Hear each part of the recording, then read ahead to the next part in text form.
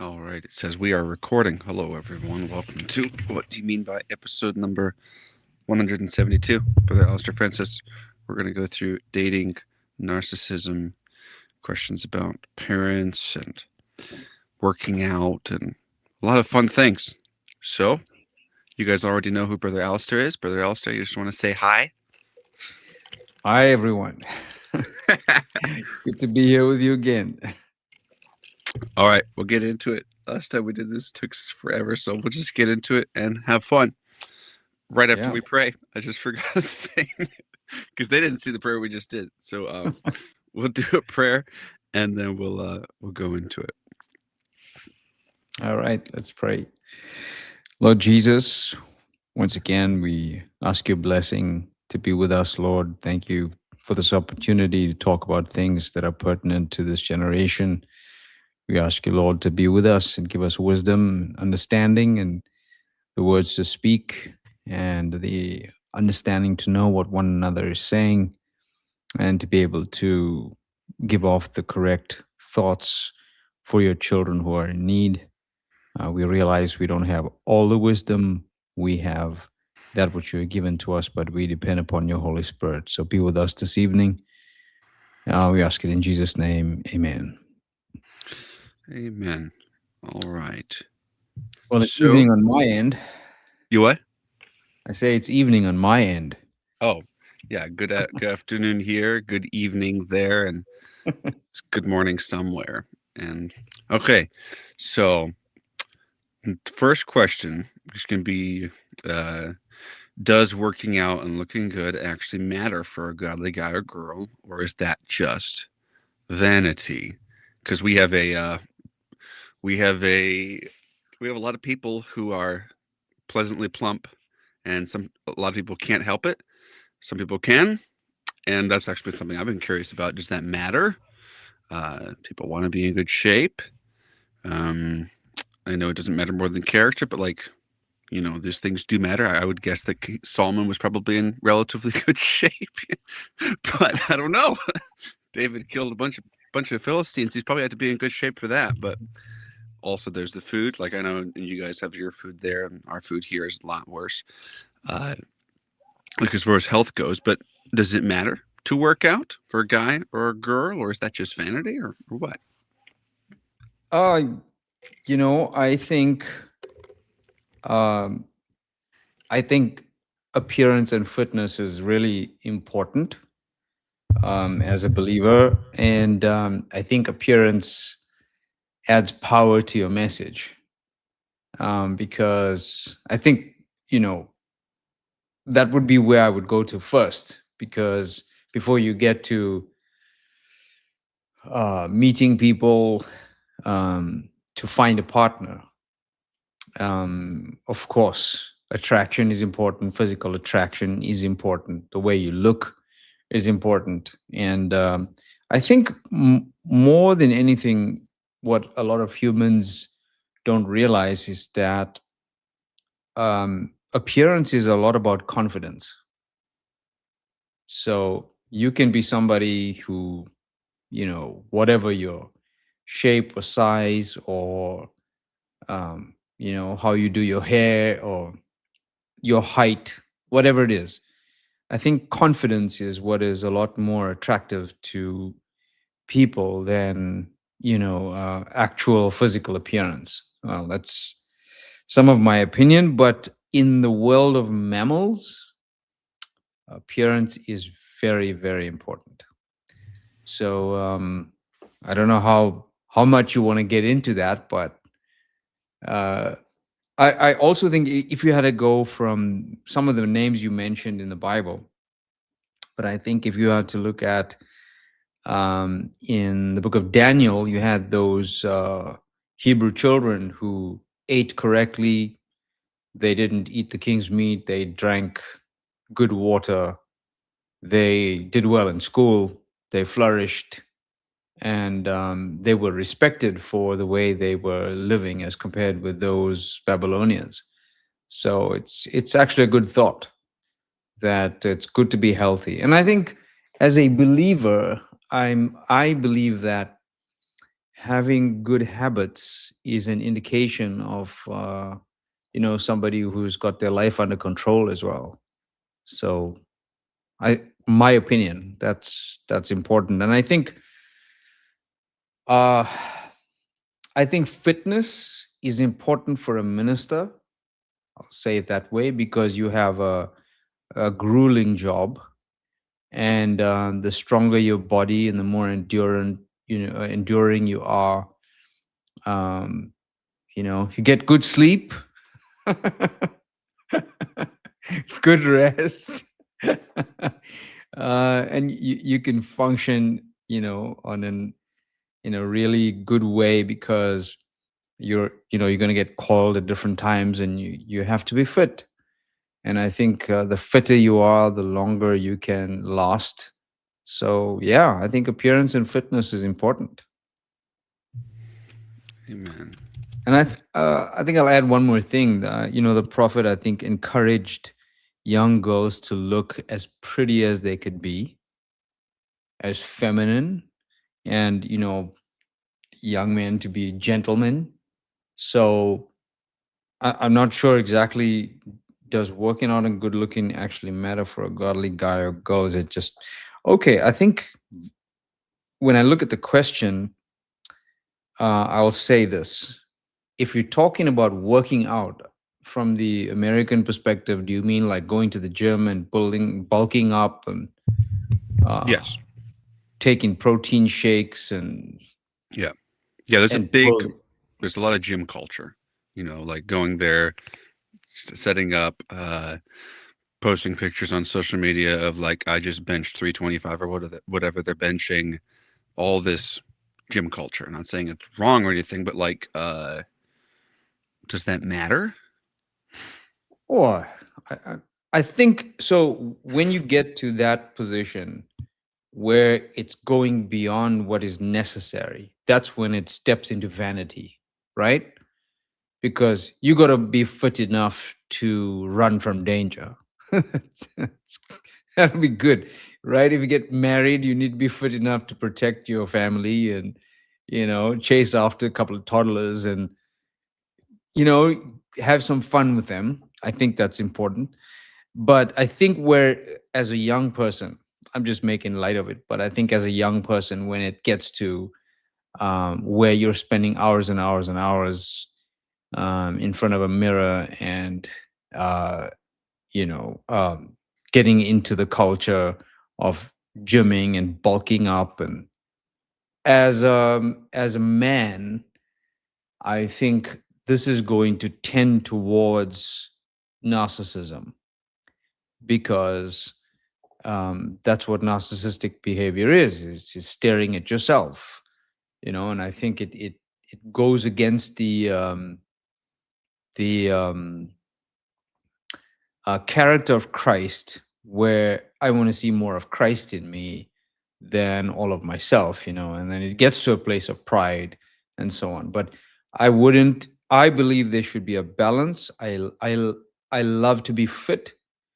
I sit here at my desk, I study, but then I step away and do some squats, and because I'm sitting, some lunges maybe, and get some circulation, keep my muscle mass as good as I can, so I can get a healthy back, and because this is my job, and I got a pull up bar here in my study, so you know because I got to balance myself up.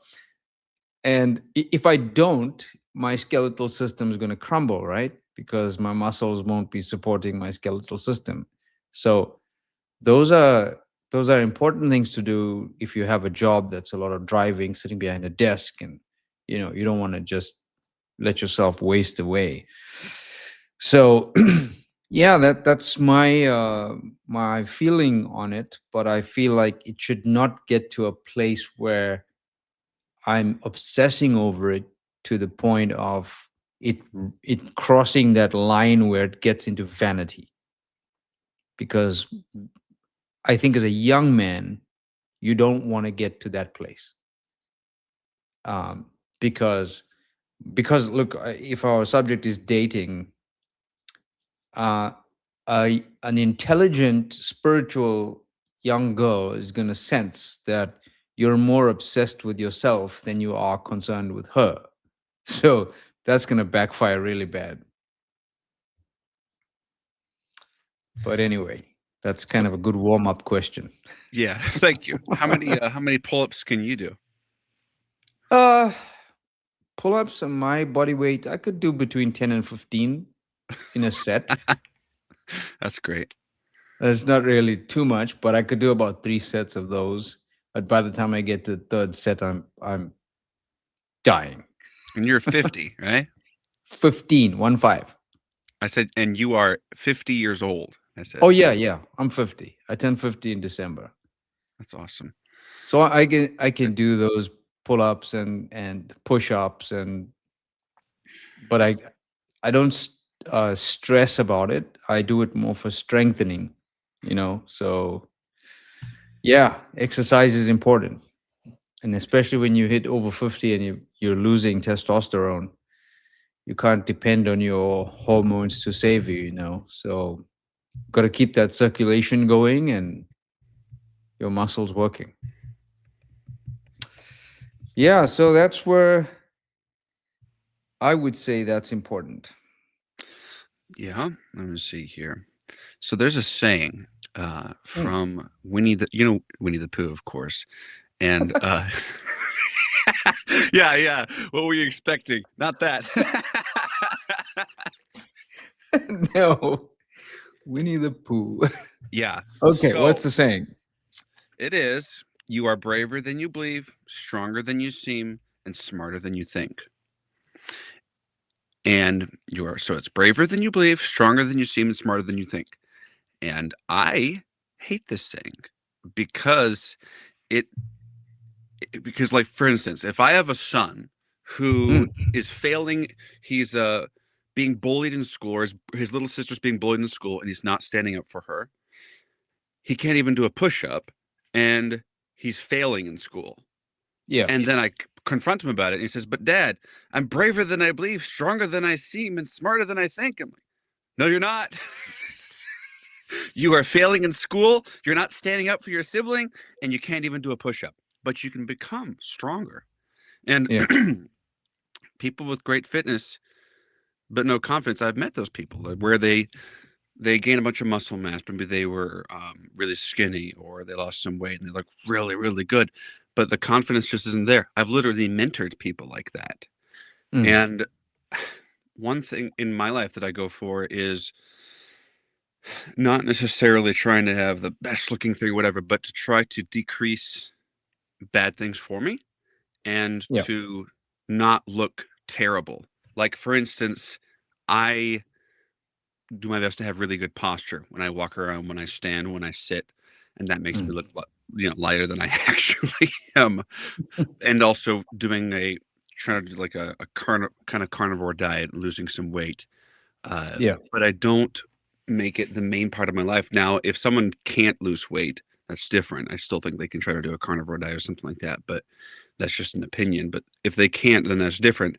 But if it's within your power to lose weight or to be healthy, like uh, when you said that someone is having control over themselves to eat, that's such a good point, because if I eat whatever I want, whenever I want, as much as I want to, and I have no control there, I'm not the person who has diabetes or something where I can't lose weight. I can lose weight. I've done it before.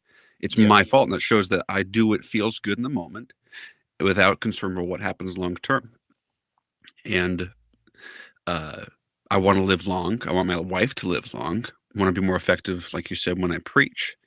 So it seems like what you're saying is what once you get beyond what is necessary, like if you get into like, no, I have to have chiseled abs. I have to be there 4 hours a day. I like some people that go to the gym are some of the biggest jerks in the way they treat you. Like, oh, what's your bench? What's your bench? Like I went to a gym with my dad a couple months back, and he said, do not do an ego lift. This is just lifts to keep our muscles going, but don't try to get in a competition with someone else. That's where muscles tear. That's where people get angry. It's just not a great idea. Um, Yeah, that's crazy. it's just got to be balanced. I mean, it can become The problem is that God designed our body to where everything kind of works together. And if you get to a point where you can really lift heavy weights, it can get into a place where you've replaced the Holy Ghost anointing or the person of the Holy Spirit in your life. Uh, yeah, I differentiate those two ex-service. I heard you say that. Where you don't have God, and you can get to where it's so obsessive that you actually think it's valuable to bench a bunch of weight, and that is neat and that is good. But if you don't know Jesus Christ, another big part of the gym culture is listening to rap music or pop music while you're lifting the weights to help you lift the weights. I Oh, think it's I think it's something careful. I mean, in my life, I like sports a lot. I like tennis, ping pong, basketball, and I think that people should relatively be in good shape if they're able to, so that they'll live longer and happier and they're more effective when they preach. Because that's one thing I've thought in my life. If I have better posture and I wear, why do we wear tailored suits? Why do we wear good shoes? Why do we brush our hair? Because it looks better. I don't think it yeah. would be any different with our stomachs that we can actually change. Yeah, there's a lot of good reasons for being active. It increases hand-eye coordination. It makes your balance better. There's so much. I mean, just going outside and throwing a ball with somebody increases your hand-eye coordination. Depth perception. There's so much to it that is important for children and as they're growing up, and then as a youngster. And the truth is, if you play sport, I'm not saying go and play pro sport, but if you play sport as a young person and you outdoors often, you're getting better vitamin D, stronger bones, stronger hair, better skin. You're getting, obviously the hand-eye coordination, muscle memory, reflexes. So much. There's so much positive in being active, and so instead of getting stuck indoors all day. So that's very important. And then of course, with playing together as young people, learning to lose, being a gracious loser, being a gracious winner, learning to congratulate somebody who has won when you have lost. There's a lot of good aspects to it, right? But when it comes to gymming, there's none of that. It goes to a lot of pride and jealousy very quickly. And then most guys don't actually study it. It's a science, and if you don't do it right, you damage your skeletal system. Young boys should never be picking up heavy weights until their skeletons have developed properly, because if you increase muscle mass while your bones are still growing, they're going to bend the bones and not make them sit properly. So my perspective is after 21 is where you should really be, if you want to be picking up heavy weights. But prior to that, just stay fit, be active, be lithe, be lean, eat healthy, drink lots of water. I think that those things are important even for believers. I think it's good to live a healthy life as an example to other people. How do you define heavyweights? Ah, what heavy weights? I mean, something where you're really straining to pick it up, and you must have already built up a lot of muscle mass to even pick up those heavy weights. Mhm. Like dumbbells, or I don't even know what all the And let's uh, see. I don't know a lot about going to the gym, but like I'm guessing, would that mean training your muscles to failure, or is that different from lifting heavy weights? training muscle to failure is also good. It's healthy, but you cannot overdo it. At some point you need to understand what you're doing, because it's if you don't know what you're doing, you're also taxing your heart and your vascular system. And you really should be wise and have a somebody who knows the science, so that you can be guided with it. And you need to know yourself. If you have heart issues or anything, then you shouldn't be doing something like this on your own. I think what I did growing up was an exercise routine that uses body weight. So I didn't really need uh, heavy weights. I know how to use resistance training to, build muscle mass and use your own body weight. So pull up, you can do bench press with, I used to do bench press with the backs of two chairs and a broomstick across and, while lying down. So, um, and I had this massive pole I used to travel with wherever I went. It was stuck in my car, and I would arrange it somewhere where I had my own pull-up bar wherever I went to. So That's yeah, awesome. yeah. So you don't really need heavy weights to get a good physique. Well, I've played sports and I've tried working out. I like sports a lot more because the object is to win, not to lift the weight. Like if I'm standing on a treadmill, all I can do is run.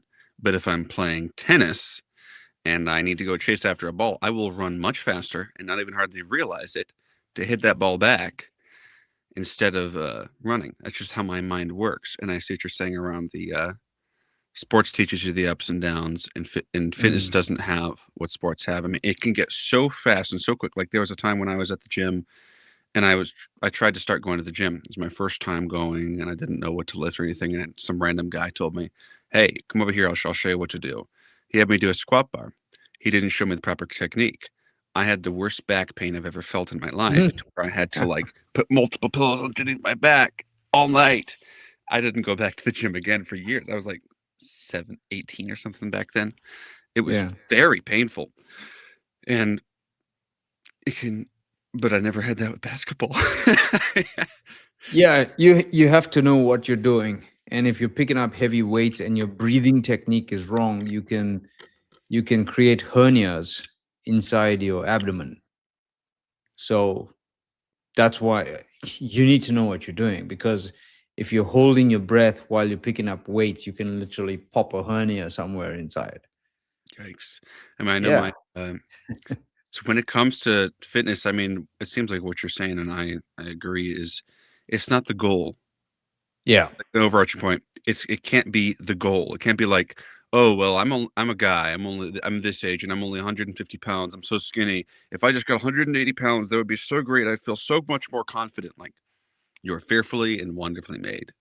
and Yeah. and you don't need to add 30 pounds of muscle to feel good about yourself, because I knew a person that did that, and he did add 30 pounds of muscle and he still felt terrible about himself. So he's Yeah. just a And then you better. get to over 50 and then you wish you were skinny again. Yes, I mean, so like my dad, he goes to the gym I think 5 times a week now. He used to wear he doesn't do the bench press because he doesn't want to, because this is the balance and he doesn't want to accidentally hurt himself, but he'll stand there, the chest press. Oh, yeah. He's 66 years old. He's got to where he can do 430 pounds for 2 reps. Oh, wow.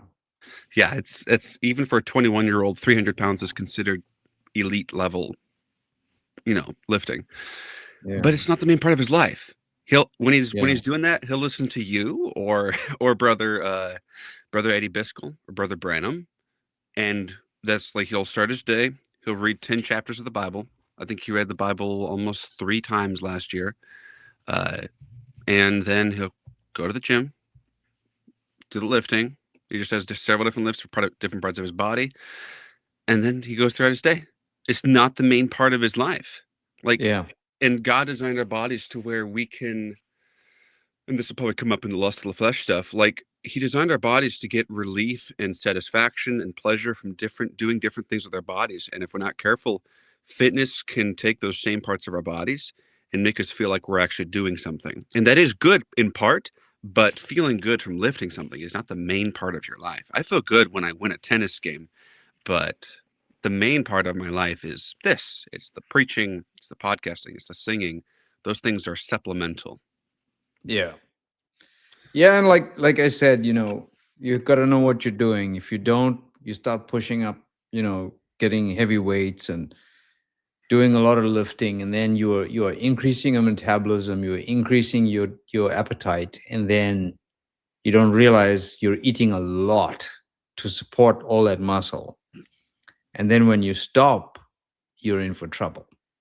Yeah, we'll get to the Winnie the Pooh saying later too. It's because that saying is the epicenter of modern narcissism, and Yeah. it goes a little bit into the gym to where you get people who are fat, and let me just use myself. Imagine I balloon up and I get up to 300 pounds and say, no, I'm braver than I believe, stronger than I seem, smarter than I think.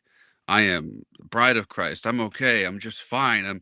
It doesn't matter anyway. It's the lust. It's the pride of life. And it doesn't really matter that it doesn't really matter. And it's just vanity. So, really, I'm just choosing the easy path.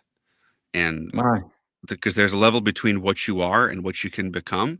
And for instance, like the culture for women is obsessed with saying you're braver than you believe, stronger than you seem, smarter than you think, you're beautiful, you're incredible, you're amazing. And like trying to glorify Yeah.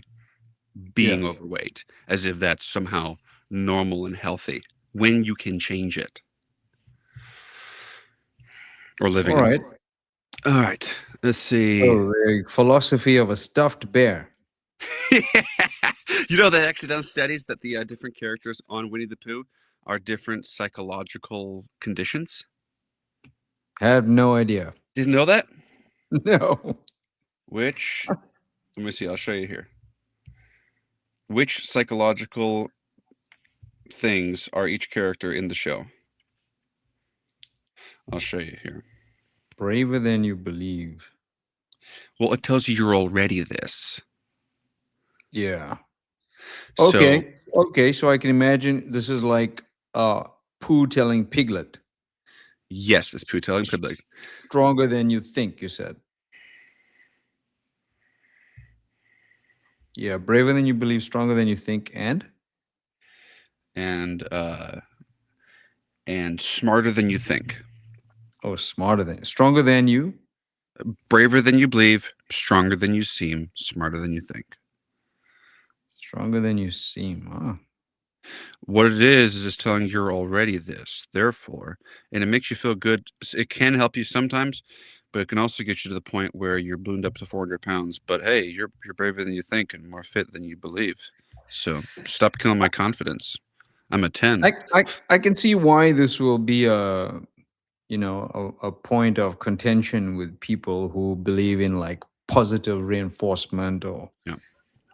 you know not positive reinforcement but rather trying to encourage somebody who's feeling down or yeah, I mean they will say what's wrong with that, telling someone they're braver than they believe. And I think the fight would be, are they facing reality? Yeah. Or are you putting them into kind of an unreal world and setting them up for an even greater failure? Because Yeah. if they don't know their ability, then they get into a problem and believe they are stronger than they are. And then, there's a big crash. Like if my Yeah. son is failing in school, can't do a push-up, won't stand up for his sister. Oh, I'm this and I'm that. I'm actually already these things. And I say, oh yes, honey, you're already those things. And then his sister gets beat almost to death, and he fails school. He doesn't have a life, and he tries to protect her, and his fist breaks against someone's skin, or something dumb like that. Like actual consequences. Like we can't forget about that. But what I was saying is the different characters, Winnie the Pooh, they actually represent. Eeyore is depression, Piglet is anxiety, Tigger is ADHD, Rabbit is OCD, Owl is intellectualization, Winnie the Pooh is secure attachment / mindfulness, and Christopher Robin is integrated self / healthy ego. Wow. Yep. All that in a kid's cartoon. Yes. But moving on from the thing, I think that was interesting. I mean, I think from what I can gather from it, working out does matter. Just don't make it the main part of your life. And the purpose is to make something else more effective. We don't go to the gym so that we can feel good about ourselves, so that we can have really good really good confidence. Like, no, I don't go to the gym. And I will say with full confidence, by God's grace, I have a lot of confidence. Some Mm. of it's natural, a lot of it is reps. And people are like, oh, you can talk and you can do this and you can do that. And I'm like, I have a bunch of reps, like that's a gym term. This is episode number 172. I've recorded thousands of hours of this. I Mm. preached for almost 9 years. I preach in nursing homes. I've talked people out of suicide, depression, murder, 1,000 other things. And when you do that for so long, I've been doing that since I was 11. Oh, dear God. 11. Then, of course, you're going to have more confidence. That's just how that works. So, yeah. So what you've had is experiences, and Yes. experiences gives confidence. I think that's important. Yeah. Hold on. Your part 4 to your thing was, why do people leave the message, right? Part 4. Yeah. Yeah. My dad was just texting me, asking me for it. Let me shoot it over to him here. He's driving at the moment. Please.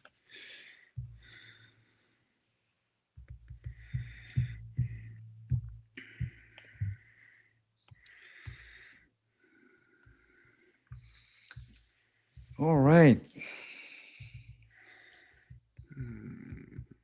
Managing several things all at the same time. Isn't that so much fun? All right. So where are we going to next? Well, we've got the fun one. So Okay, not the fun one. One of the fun ones, rather. So Okay. in the message, one thing we can deal with, and around the message, is a lot of strict parents. Parents can be very, very strict on their kids. Like, I remember there was someone I knew where they wanted to talk to a girl, and they lived 8 hours apart, and they were only allowed to talk on the phone once every 2 weeks for 10 minutes on speakerphone with the parents present. And then after a year of doing that, the guy was 14, the girl's 15. Then after a year of doing that, they let them go up to 15 minutes. But when they were in person, they could spend all the time together they wanted, as long as they had a chaperone. So the question was, why are parents so strict? It feels like they're just making us rebel. And it's not even to rebel to do some evil thing. It's like, hey, I want to rebel so that I can talk to women. Or so they can talk to the person they like. I know people who are like, oh, well, I can't talk to my girlfriend any more than once a month or once a week. I can only do letters. And I'm like, what?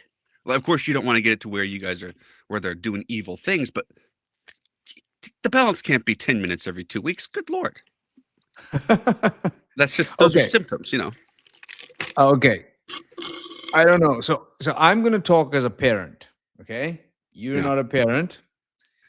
And why are parents so strict? I have and this is not a standard of the message. This is not a this is my own personal rule. I believe if you are in school, you shouldn't be dating. That's my belief as a parent. How do you define dating? Sorry? How do you define dating? I don't know. I actually wrote it in my notes somewhere because I get confused with what the definitions in America is as compared with here. I actually had a conversation with some of the youth in Canada about it, and some of the definitions were really conflicting. So, okay, if you're the parent, right? I like switching it up. If you're the parent, would you let your 14-year-old daughter be speaking to a guy from a 15-year-old guy and give them liberties on the phone if there's no commitment ever going to be made? This is just going to be like, what is it going to be? Why is he speaking to her? What would you do? Well, I know that in that particular situation, the guy and the girl had told each other they liked each other. Yeah, but where's this going to go? You're only 14 and 15. Hmm. Yeah. That's why I say, as long as you're in school, you don't have a job, there's no way that you can ever get married to somebody. This is not going to go anywhere except to satisfy some crush you have on someone. And you're at 14 and 15, you're an immature brain like you can't believe. You're still developing. You're opening yourself up to unnecessary fantasy about somebody who you don't even know. She's developing, you're developing. You're going to make up stories about each other. Think of it, a 15-year-old girl in 10 years is going to be 25 and going to be a completely different person. Right? So you're 15 years old and 14 years old. What are you going to talk about? What is this relationship about? You Yeah. know what I'm saying? Yeah. So uh, I think it's not even healthy for a boy to be so latched onto a girl. And I do this because I've really studied a lot of human behavior. I love the study of behaviorism. So I took it really seriously when I became a parent, and I really wanted to understand the development of children. And boys develop like dogs, and girls develop like cats, which is why you'll hear them say girls are catty and boys are, there's always fighting for alpha status, right? So during the ages of like 13 to 17, 18 or something, a boy needs to be among other men, other boys. He needs to learn what it means to fight for alpha status. At 14 or 15 years old, he should not be obsessing over a girl. It's really not healthy for him. He should not even be trying to get into a relationship with a girl. It's not healthy for him, because really what's going to happen over time is he's more going to want to gravitate towards the presence of girls, and he's not going to be able to know how to ward off other males. He needs to be in male company. He needs to be learning to have battles and arguments, and learning to use his skills to gain confidence. He's not supposed to be in serious relationship talking to someone on the phone for hours and hours and crushing over her and that kind of. This is not even the message, it's not even the Bible. This is just human behavior. Boys should be playing, um, should be learning how to be a man, growing to manhood. And girls, they actually have this thing among them. They actually form sisterhoods, at school, and boys form packs, where you actually learn. There will be the leader of the group, and he's usually the alpha. Then you'll get the second in charge, and then the third and the fourth, and one who's the lackey. It happens that way in the groups, and it's all a very important stage of life that males need to learn and understand, because it's going to turn them into adults who can be good leaders or good followers. We need both, right? So, whoever you are, if you're a good follower or you're a good leader, both ways, there's going to be a woman somewhere who's going to recognize this in you and is going to match that for you. So, just in that, I don't think parents are exceptionally strict. My view of 14 and 15 years, if you're telling me parents are strict with 19, 20, 21, 19, 20, 21 is where you're now have done what you're supposed to have done as a boy and a girl, learned how to fight for alpha status among men. You learn how to deal with other women. You've learned jealousies. If you start having a girlfriend at 14 and 15, you're never going to learn how to deal with jealousy. you know you are going to be obsessed with someone when it comes to time. But you you need to develop those skills. So that's my thoughts on it. Believe me, there's a lot more I could tell you on that, but will take forever. Yeah. So I think parents, coming back to the question, uh, if I'm a parent, I know if I'm gonna be I feel fortunate that I don't have a daughter because I'm thankful I have three sons. I don't have to go through that stress. But I would be terrified if I had a daughter and there was a guy going to come up.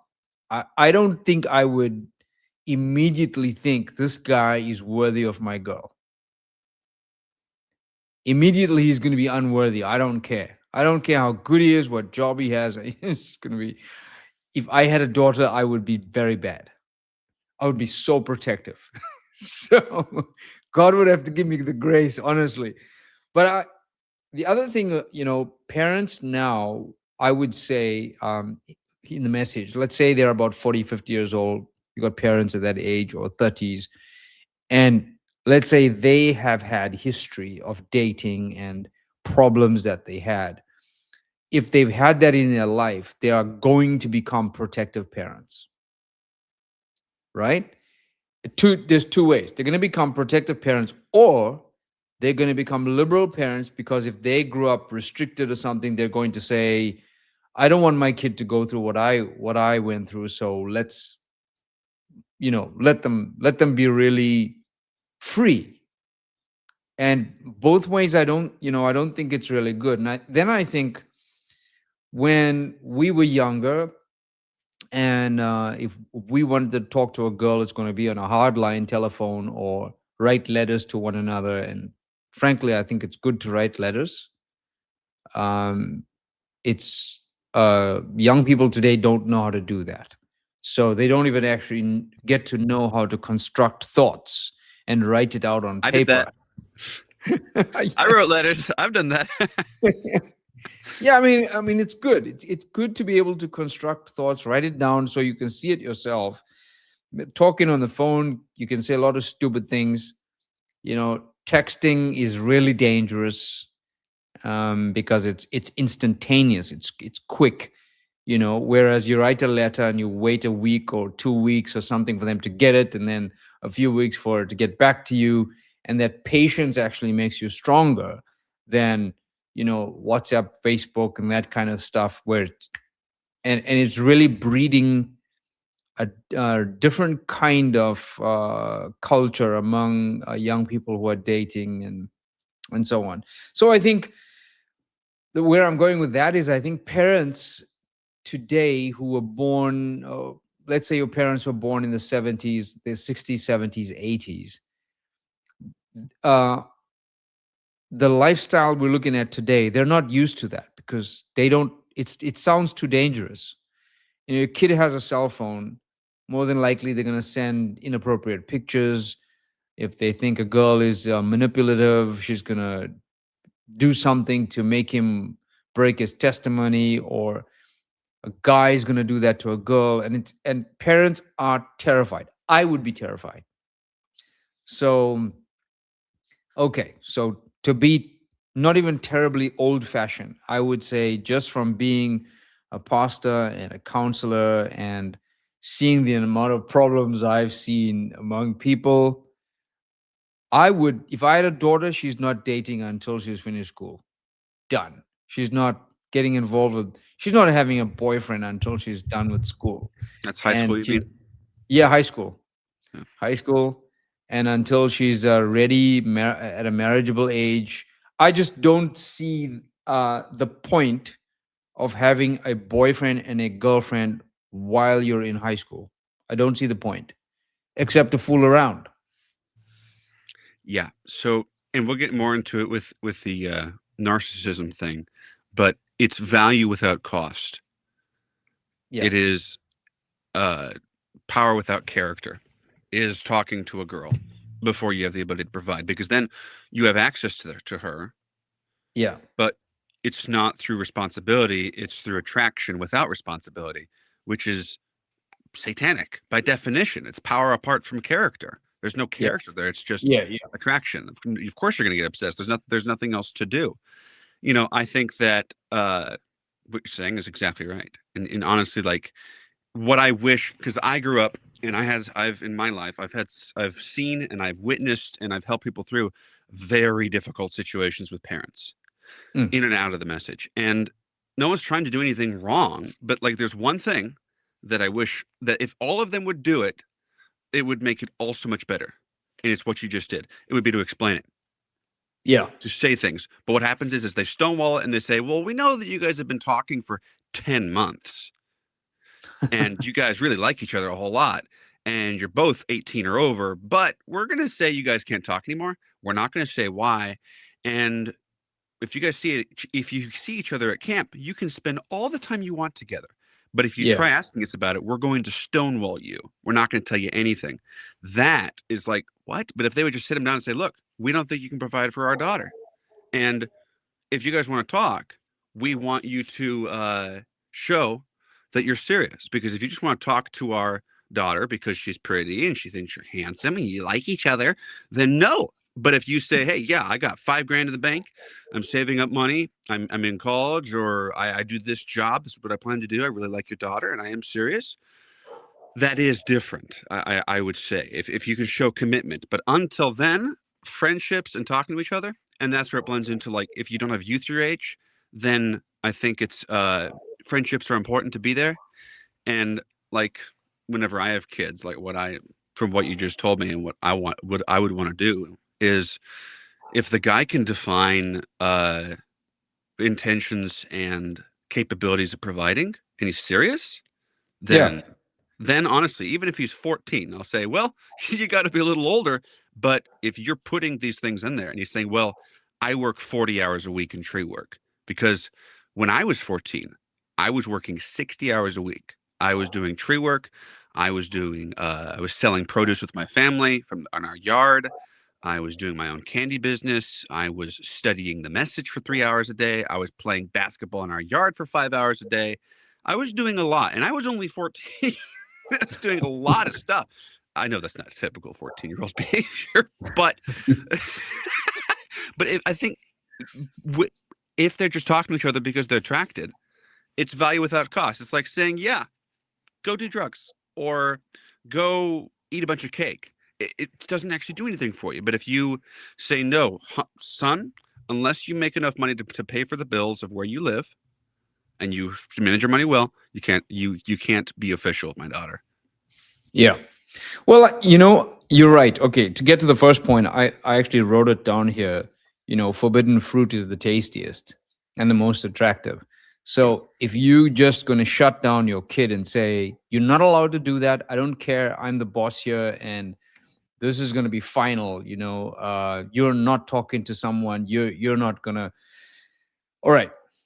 So the way I do it in our churches, I make it really funny and I mock them, and just like how we spoke now, and I tell them, like, what do you want to talk to a girl for? You can't even solve your own problems yet. What do you want to solve her problems? But I bring wisdom in a very humorous way with the kids, and I tell them, anyway, your grades are not even good. What do you think she's going to think about you when she finds out your grades, and your grades are going to get worse when you become more obsessed with her and you're spending time, you're thinking about her, you can't concentrate on this white page in front of you and mathematical equations because you're thinking about a girl. Like, do your work, concentrate, get good grades, get a healthy body, to be the best you can, and then afterwards, then go think about a girl. But there's those things, and I think what is important is wisdom is required. Always, as a parent, you want to have wisdom where you want to engage your child. This is not a case of, mom, dad, I want to talk to a girl, or um, have the conversation. What is it about her? Why do you want to talk to her? What's going to happen? Have you thought about the consequences? Uh, have such a conversation where it's so exhaustive till they think about it and they think, I don't think I'm ready for this right now, because um, they can see the wisdom that you're bringing in, and they'll bring it to a point where they'll make the decision and say, okay, I'm not sure, I'm not really sure I'm ready for this. Yeah. But you got to engage them to the point of coming to that decision on their own, and not just saying no is no. It's If you and talk from experience. if you just tell them no is no, and if you just play authoritarian with it, they're gonna talk anyway, They're and gonna then do it behind your back. Yeah. yeah, and then you'll have no idea. And ironically, it will, even if they didn't do anything wrong before with each other, you're putting them in a position where they're much more likely to do wrong. Oh yeah. Oh You yeah. gotta talk to, like, anything. One thing that I do it on the podcast. I do it when I preach. I do pretty much in every part of my life. I level with people. I just break the fourth wall and say, look, this is what's going on. My job is to train you and to sell HP.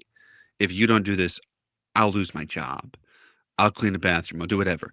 It's leveling with them. And if parents would just say, not all of them, but some of them, if they would just say, look, we don't think you can provide for our daughter. And unless you can prove it, I don't want you going official. You guys can talk to each other, but that's what's going on in our minds. Treat them like adults. If they want to be official, they want to be adults. But what we're dealing with a lot, and I've heard so many stories of it, isn't just 14, 15-year-olds. That's just an extreme example I know of. I know stories of 21-year-olds, a 21-year-old guy, a 19-year-old girl, and they want to talk to each other. But the father says, oh, no, no, no, no. This is going to be a long process. What? We just want to talk to each other. We live 2 hours away. That's part of it too, is this authoritarianism. Like, no, I said so, and I'm not going to tell you why. Like, treat them like adults. And if they can talk to you and converse with you as adults, and like, even if you met with a 16-year-old kid, like when I was 16, I graduated, they tell you, like, yeah, I have a full-time job. This is my plan. It's going to impress you. But this idea of do it or else, or that it just increases what's wrong. And that person that did that to that guy who said, oh, it's going to be a long process, it's just going to be real tough. He tried, but that guy is no longer in the message. Neither is his daughter. Yeah. They left. Look, to me, They don't it even go to varies church. from person to person. But if I had a daughter, then I'm gonna say I wanna. If a guy comes to me, let's say my daughter is 19, 20, something like that, and he's gonna come to me and say to me, I want to talk to your daughter, and I like her. I'm gonna take this guy for coffee. Right. But before I do that, I'm going to go ask my daughter, what do you think of this guy? And, she's either going to, if my daughter says, Dad, I'm not interested in this guy, I'm going to go tell him, sorry, buddy. It's not happening. And maybe she doesn't want to tell him that, but she tells me, I'll ask her, what do you want me to do about this? Can I tell him no? Let's have a conversation about this. Because I want to take it serious enough to have the conversation with her and know what she feels about it. And then I'm going to be somebody who's going to act on her behalf because I want to take it seriously. And then if she says, well, Dad, he looks like a nice guy. And, I don't know him yet, but, I'd like to get to know him. Then I'm going to get to know him first. Right. Yeah. I'm going to take this guy out for coffee. I'm going to say, okay, tell me about yourself. I'm not going to interview him, but, I like to know him on a personal level. And, Yeah. You can probably tell a where lot do of you, his character the yeah, way he talks to you. where do you come from? And not in the case of, listen, I'm holding you hostage here because if you're going to start talking to my girl, then this is going to be marriage. Yeah. Right. But mean, I want to know who you are. I want to suss you out. I want to know whether you're safe. I want to know what your feelings are. I want to know what your character is. But, granted, a lot of parents are not that discerning. So things might not work out so well. A lot of parents don't have the time to do that. yeah, that's all perfect. I mean, I think everyone should do it that way. Yeah. What would you say for adults in the message? The guy is 21, the girl's 19, or something around there, where they're both 18 or older, and the guy has ability to provide, and they want to be serious, but the parents are completely stonewalling it, not giving a reason why. And there's so many situations like that. And even if you try to talk to the pastor, Like the pastor's like, I don't know, like, well, they kind of do whatever they want to do, and I can't do much about it. So, like, what do you even do then? Look, there's obviously some reason, right? Yeah. Um, that in itself is like a hypothetical.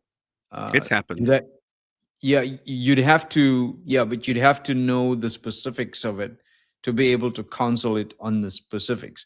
But just on the hypothetical, right?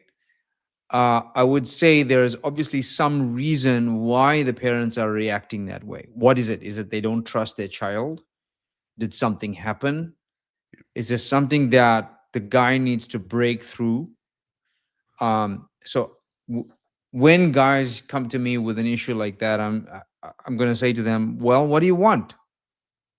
Do you know her? How well do you know her? Do you really want to get to know her? If you really want to get to know her, go to the father, speak to him, be as compliant as possible, do everything he says.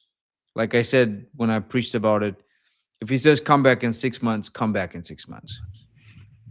Challenge him as well. So can't you make it three? It's a world of men. This is why I say it's important, because if you didn't grow up and challenging other men, you don't know how to be a good headship. You don't know how to challenge this man. This man is he's got a daughter, and he wants a guy who's a man's man. He wants a guy who's confident. He's going to recognize confidence immediately. If you come there and you're a narcissist, you care more for your own looks, and he's immediately going to be repulsed, right? Yeah. So, but if you're confident and so on, I think as a father, you're going to want to get to know. But if there's problems, there's a reason why there's problems, and I think Let's see. the guy is going to have to break through that. What about, let's see, because I know these situations have happened to where a guy and a girl meet at camp. The camp is almost a week long. They really like each other. They get along perfectly. Everything's in order. They're both adults. The guy can provide. The guy tries to talk to the girl's father, and the girl's father just completely stonewalls him. Does not respond. Just says, "Well, brother, that's something to pray about." And then for the span of months, even years, he follows up with the father saying, "What's going on? What is it?" He even has his pastor call the father, and the father just says, "Oh, we don't know. We don't really know." And they give no timeline. They don't even give a definitive yes or no. They just don't know. But the guy and the girl really like each other. That's happened. What are they supposed to? Because that puts it into a difficult position to where that's almost like a Jacob and Laban situation. If the guy is a good guy, the girl's a good girl, no one's doing anything wrong, but the parents just will not communicate. And you sure the girl likes the guy? Yeah, Wow. Yeah, I that's don't happened. know. That's happened I so many times, man. Yeah, I have seen that. I have seen that. And honestly, I don't know what those parents want. If the girl is at marriageable age, um either I don't know what it's like in America. Can be here depending on your race. It could be that you're not rich enough, or you're not educated enough, or you're from a family that's not as respectable. We have all those things in Africa here. So and depending on your culture, those things are very important. And so to me, those are really stupid cultural things that parents want to monopolize on, whereas they should just be concerned with the happiness of their children. Marry somebody you fall in love with, and have happiness. It's So causing these kids to sneak around because these kids, maybe the parents allowed them to talk for a while, but then randomly cut it off, wouldn't say why, or gave some stupid reason, and mm, then these kids have formed an emotional bond. They're secluded. Then they try to yeah. then they try to follow up with each other. It's really tough. I think part of it probably also is maybe if the guy doesn't live in the same place, but I think just communication. It's just, Yeah. I just wish that they'd be, if if there's communication, then these things would not happen. There's a lot of people in really tough situations uh, where they really like the girl really likes them. There's nothing wrong, but the parents are just so strict and authoritarian, and I know they love their kids and they're trying their best. And though there must be a level of leveling and just being an adult. If they want you want to be an adult, okay, son, here's what she likes. Here's what it would cost. Do you know what it would cost here? Do you know what this would cost there? Do you have the math? Can you do this or that? Then I think it'd be something. But just this stonewalling, it's really hurting a lot of people. Yeah, it's done a lot of damage. I must say though, I've been to America and Canada, and from my perspective and in my travels, America and Canada is still so liberal in the message as compared to us here. Mm. I mean, here in Africa, in the message, you still there's still the arranged marriages.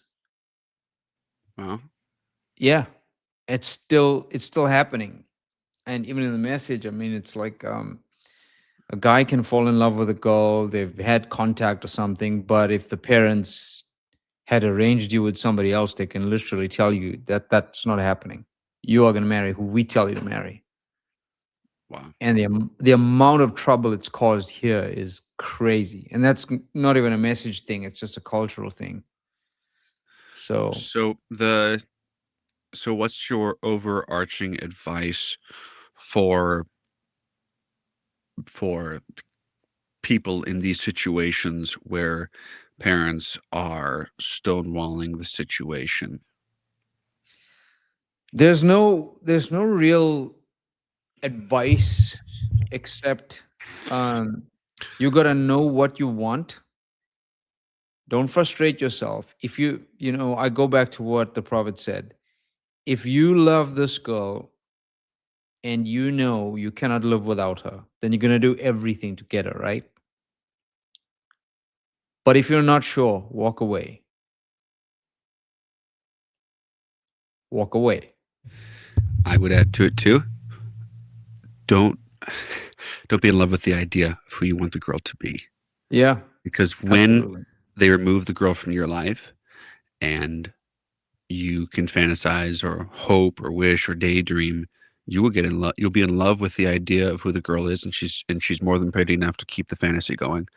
But if you are doing all the things to contact her and she's doing almost nothing to contact you, then she liked the feeling of being pursued without the responsibility.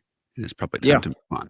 And it's really yeah. tough because it doesn't take any character or any prowess to display affection and words, because with kids that talk long distances, it's I like talking to you. I like you. You're so pretty. You're so handsome. I love you. Let's get married. It's an escalation of terms that mean something Mm. to try to, because you don't have anything in person and there's all these different things, but it really doesn't mean anything. And if one person really means it, one person really doesn't, it can really hurt. But in my life, from my experience, what I've learned, and because like people tell me, take your time.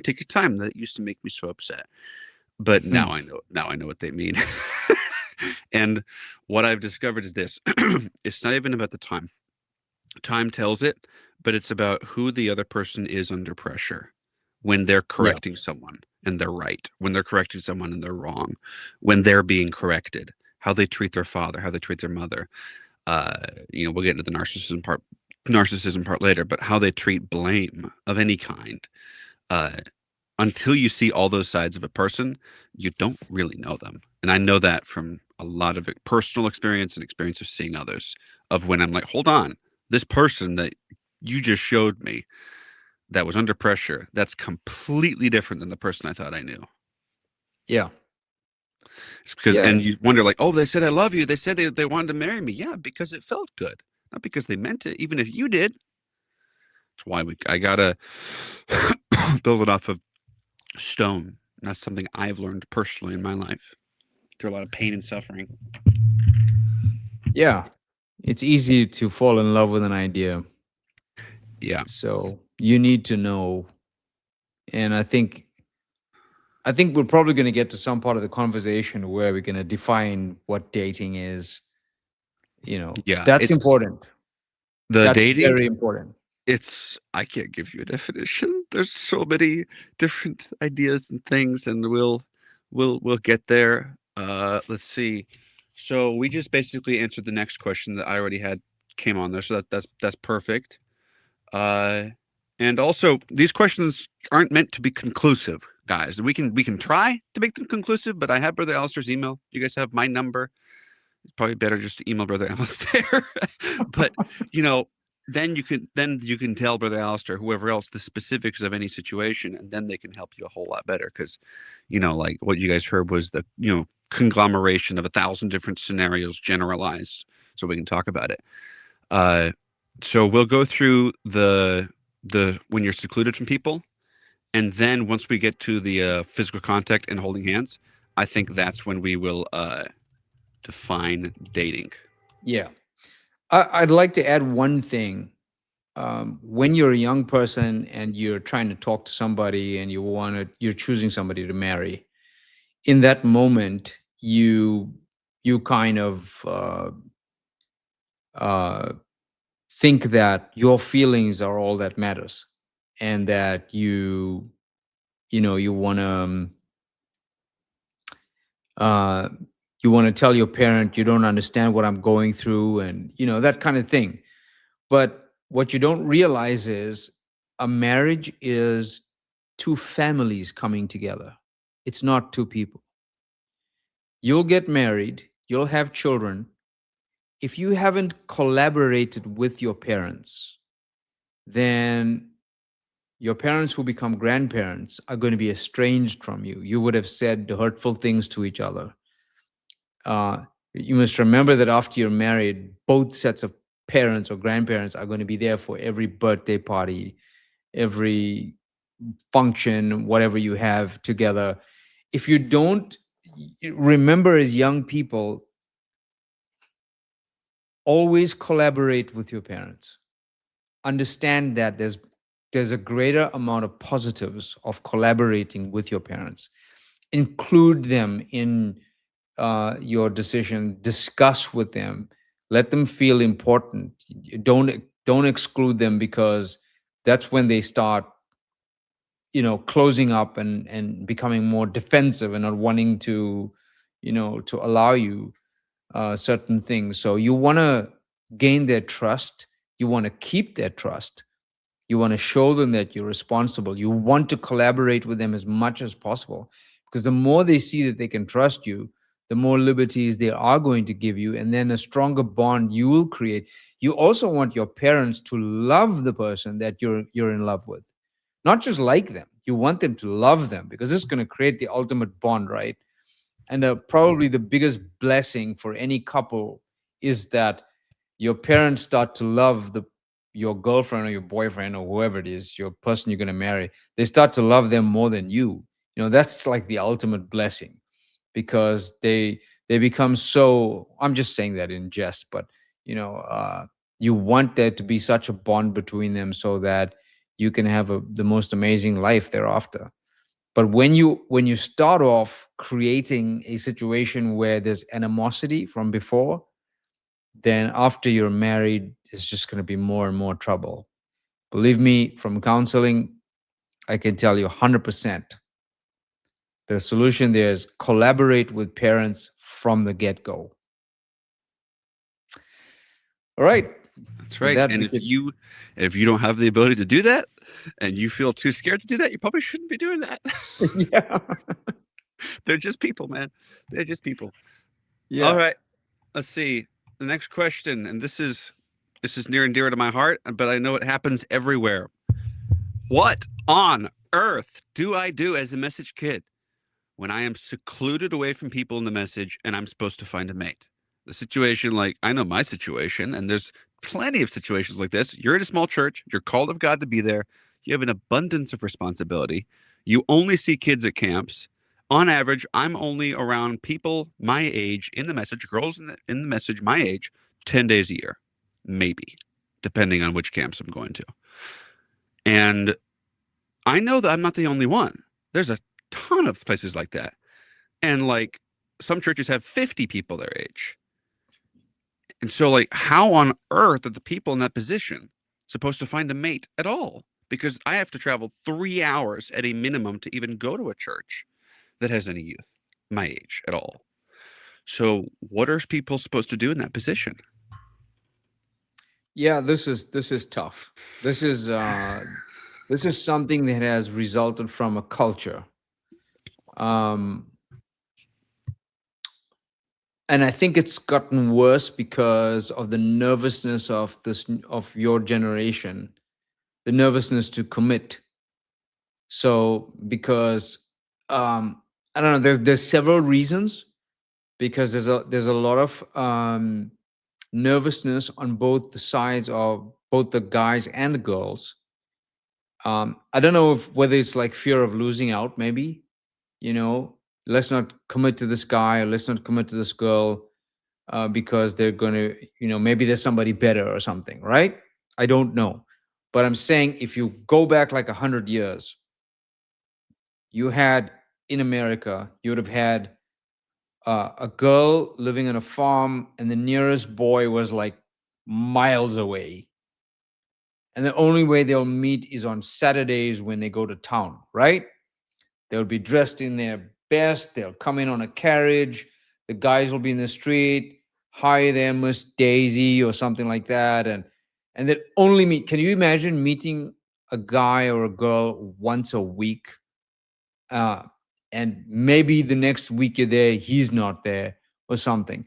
But marriages were formed because they had faith. They saw a girl, they said, wow, she's pretty. I can commit to her. I barely know her. We had no cell phones, no telephones, no way. We had more ways of seeing someone, speaking to them, love at first sight, or whatever it was, and commit. Your generation cannot commit to having a shower once a day, right? So you guys are in trouble. So, with that in mind, meeting 10 times a year is a problem. It's a big problem. So, if you're going to work around that, I mean, the right answer for, I think, ministers have not recognized the crisis. There is a crisis. I've had conversations with young people in the message and young people not in the message, um, not even Christians, just globally. In South Africa, our statistics in 2014 said that the now married girls are getting married at the ages of 31 and guys were 34. And then in 2023, our stats came out and that had increased, because girls were now being married at age 34 and guys were getting married at age 38. And a lot of them are choosing not to be married, but just rather to move in together and see where it goes. So this is a worldwide crisis, right? And now in the message, we're getting girls and guys who are not married in their 30s and 40s. And most of the time, a guy will eventually settle down with somebody, and a lot of girls are being left unmarried. That tells me that ministers have not recognized the crisis, right? If you recognize the crisis, then what you would be doing as ministers of churches is to make sure you are collaborating with other churches to meet together, even if you don't agree on doctrine. And now, doctrine is the one problem that's separating everybody, because this church doesn't agree with that church on doctrine. So let's not because we can't let our boys marry those girls. It sounds like Catholics and Protestants all over again. It's really annoying, right? Where what we should be having is guys and girls meeting together and loving one another and making their own decision. We can't control what they're going to believe, where they're going to go. They need to make their own decisions. And so what we ought to be doing is facilitating. And I've tried here in my area, man. I've tried talking to older ministers. They're just non-compliant. They don't want to collaborate. They're just, no problem here, nothing to see. And of course, time goes by, and the next thing you know, their kids are not married, can't find anybody, and so I think so far what you have is camps, meetings, youth meetings. So how many camps do you get in a year? 2 or 3? There are like 4 or 5, but I'm only really able to go to maybe 2 or 3. Okay. We don't even have that many here in South Africa. Yeah. So if you're not finding a girl in your church, where are you going to get them from? Right? If you're not meeting somebody, you're never going to meet somebody. It's common sense. So if you don't have like conventions, church conventions, or um, meetings where churches come together regularly, aside from camps, then there's never going to be familiarity enough for people to kind of make a connection, see one another, get one another's details, and then start to communicate. So that's a real problem. So I feel like one of the solutions is collaboration of ministers recognizing that there is a problem. There's a problem. And what's going to happen is that they're going to find somebody not in the message, somebody in the world.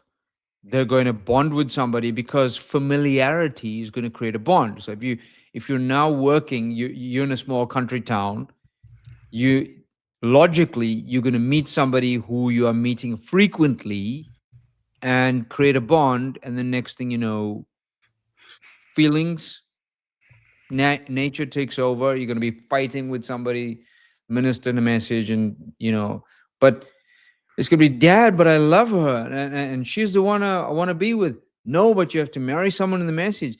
Well, when am I meeting somebody in the message? Never. Yep. you know and then it's like too late, and parents are going to be, what have we done for the last 10 years to get our kids to meet other kids in the message? So that's a problem we're facing right now. I'd and i say and that. I think, Go for it, sorry. yeah, I think my kids are going to be getting there soon. A lot of children and young people in other churches are also going to be getting there. So uh I don't know. This is a new problem.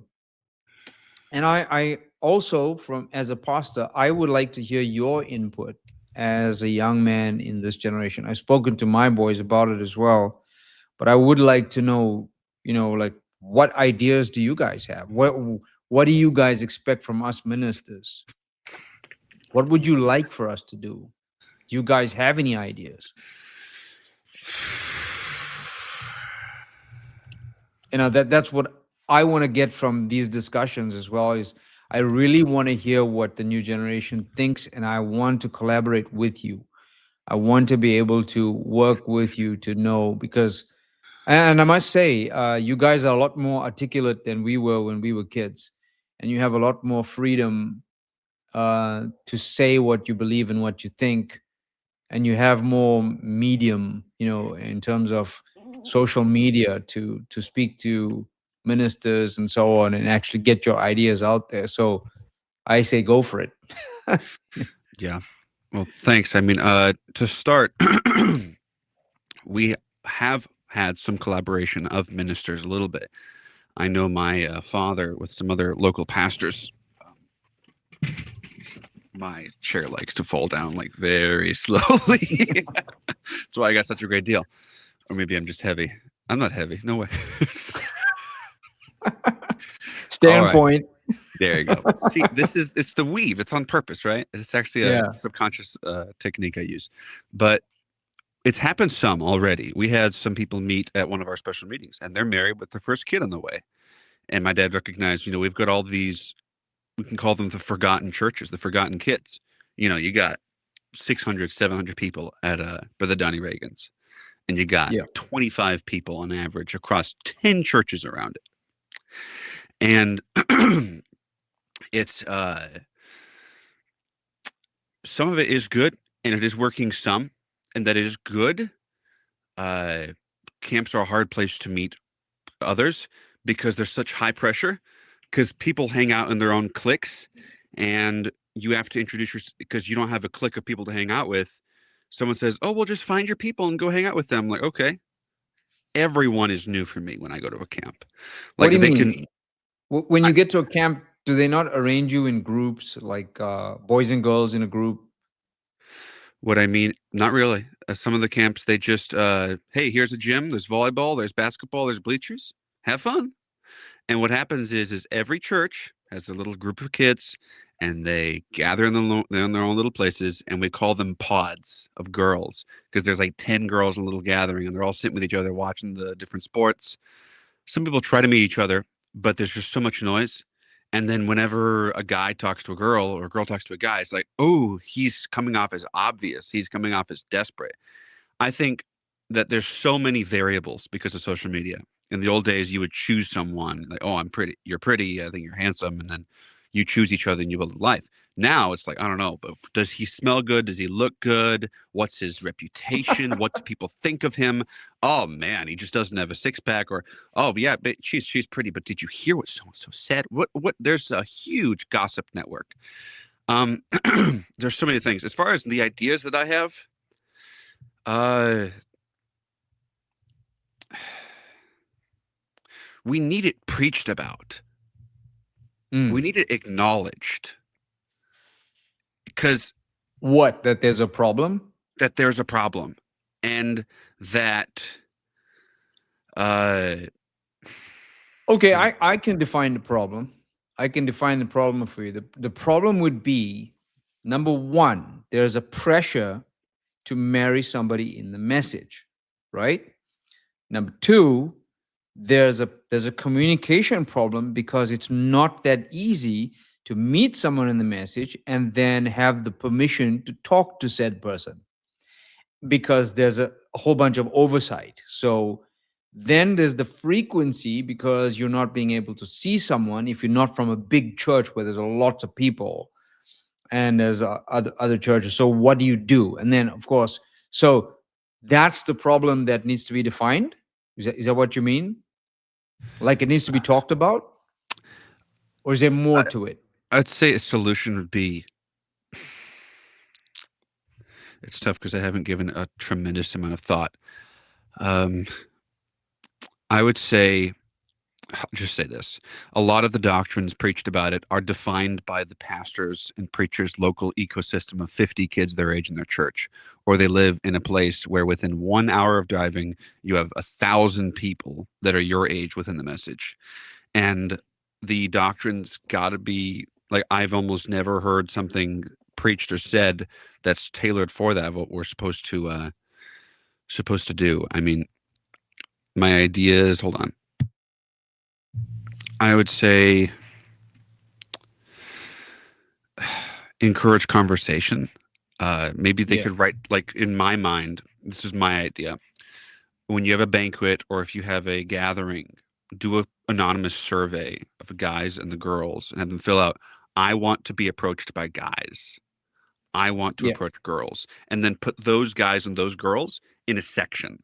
And the people that opted out, put those other people in another section. That way you can know everyone in this section, every girl I see that is in this section wants to be approached by a guy.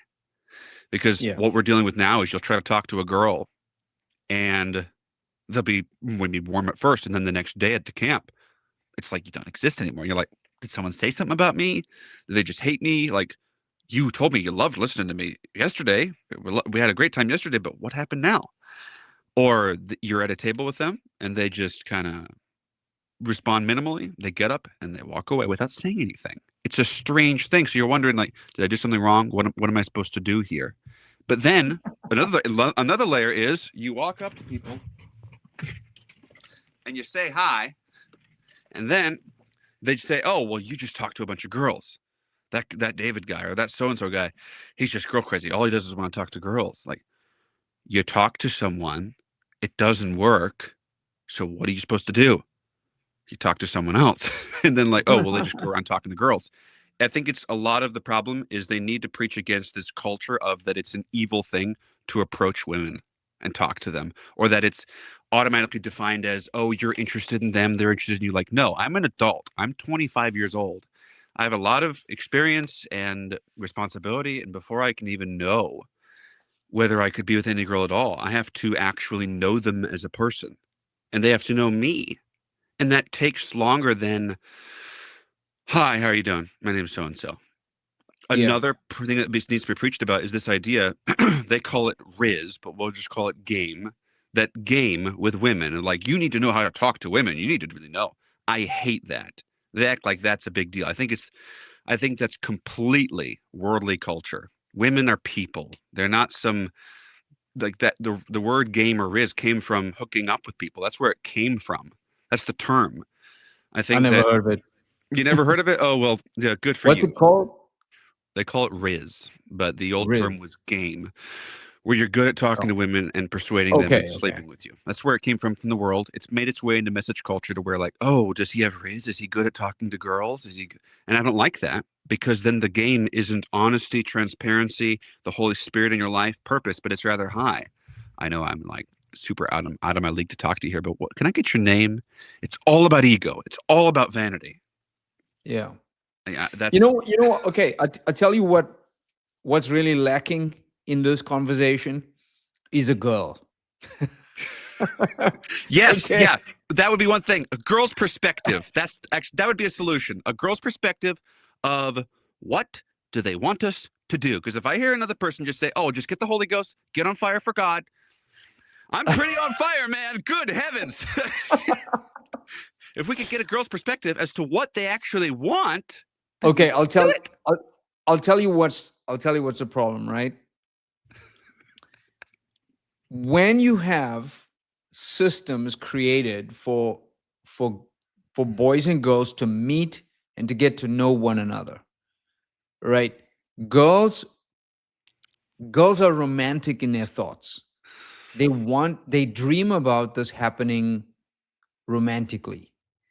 They want to meet someone who they bump into in the street. They want to meet somebody. They dream about that. They want to meet somebody where it happens in a way that's like a fairy tale, something that happens. Meet someone at school. They read about it in books. To have it mechanical, where you come to a youth meeting and then you are forced to meet somebody or a camp, and there you are, you guys are now at marriageable ages. Go meet someone, talk to them, or something like that. It's not really going to happen for girls who I would say at like 20, 21, ready to be married. But you'll find over 30s and maybe even 40s, when they reach a place where they feel like they need to settle for someone because they've been trying for so long or something like that. That's going to be the ones who's going to say, I'm ready. uh, I really, like, it's going to be like, I need to settle for somebody, right? But most of the girls who are just past their teenage years and they're 20 and they're dreamers, they're not going to want these systems. All right. So I've actually experienced some of this, and there's a brother in Canada, where brother John Dankwa, wonderful man, wonderful church, and they did something when we were there. I was there with my wife. They did something where they had, apart from the youth meetings that we did on sexuality, on Sunday they called it a soiree, and they had, you could only come there if you are interested in marriage.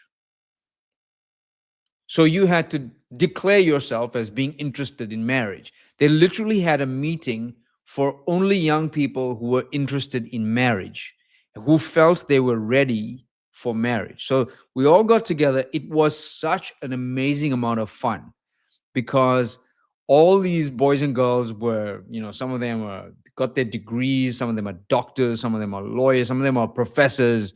It was incredible. This vast group of young people that were there, and there was like, you took out the mystery, and because I think they recognized there's a problem, so you took out the mystery. Everybody's already there, and everybody knows why you're there.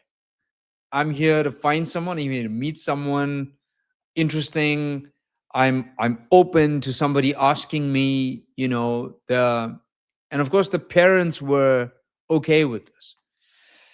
But I think what's happened there is they realized there is a need because so many of the youth were not married, you know, and it's actually been a successful exercise because they've had while we were there, they actually announced a couple that was going to be engaged.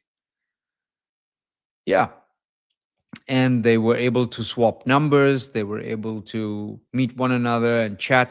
So it was even arranged by some of the youth leaders who were youth themselves, unmarried youth, and they had these games. They played games together where they had well, I can't remember exactly what the games were, but these guys would be standing there with balloons, and inside the balloons were these questions and so on, and the five girls would come up and pop those balloons, and they would have to take those papers out and read the questions, and they would have to answer the questions, and it was really fun things like, what would you like in a girl, and what would you like in a guy, name this or name that. It was really, and it was a lot of fun. We made fun of each other, we laughed at them, they laughed at themselves. It was really, we were not preaching to them, we were not telling them rules, but they were just being natural boys and girls,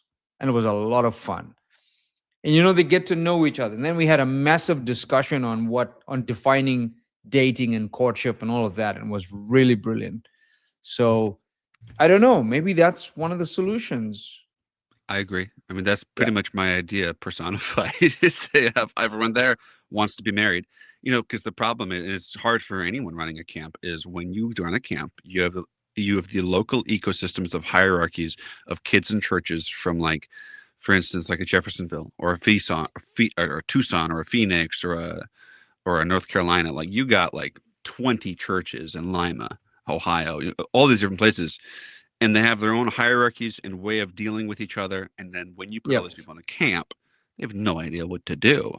Uh, Yeah. it's because, like, then you get people like me. I'm outside of the hierarchies. I'm kind of outside of it, uh, and it's tough. We'll get into this later, but probably, honestly, there's a lot of preaching on what guys are doing wrong, but I've heard almost none on. I've heard sermons on the four things men must do, the things that men are failing at, the things that men must do better. Where's the preaching on what girls can do better? Where's the Yeah. preaching on, hey, girls, like, this is a pet peeve. This is something, like, I'm not judging anyone. I just don't understand what the purpose is for a girl to put pictures of herself online in excess when they have hundreds of followers and they get hundreds of likes. Now, if you're with your friends and you're posting stuff and you just say, "Hey, that's cool. You look so pretty. You look so amazing," or whatever, or like my friend gets a new car, like, "Hey, man, nice car," or whatever. That's neat. But when you're getting 500 people liking your posts, and you're constantly posting pictures like it's a constant photo shoot. What are you, a message model or something?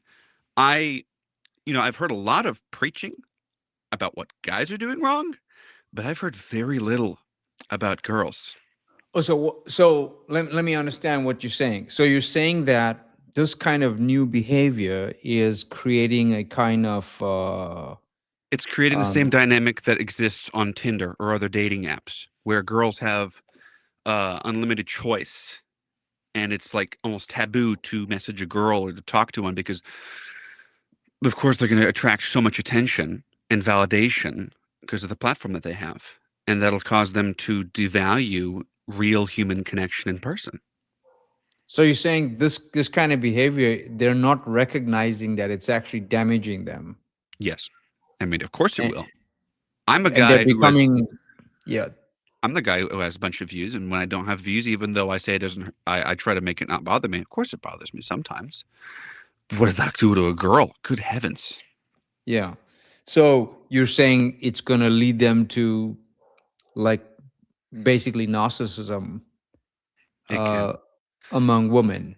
and it's not that they're bad people or meanings or anything. It's that these algorithms on these social media apps have been studied by scientists and people in corporations of how addictive can we make it? How can we make the guys want to keep scrolling? How can we make the girls want to keep on getting attention? they design it that way. And if you're not careful, like that Billy Brother Trevor Eamon preached about it in Winter Youth Retreat, he said we have become the slop. We have become everyone's entertainment instead of actually being social. Yeah. That may be contributing to it.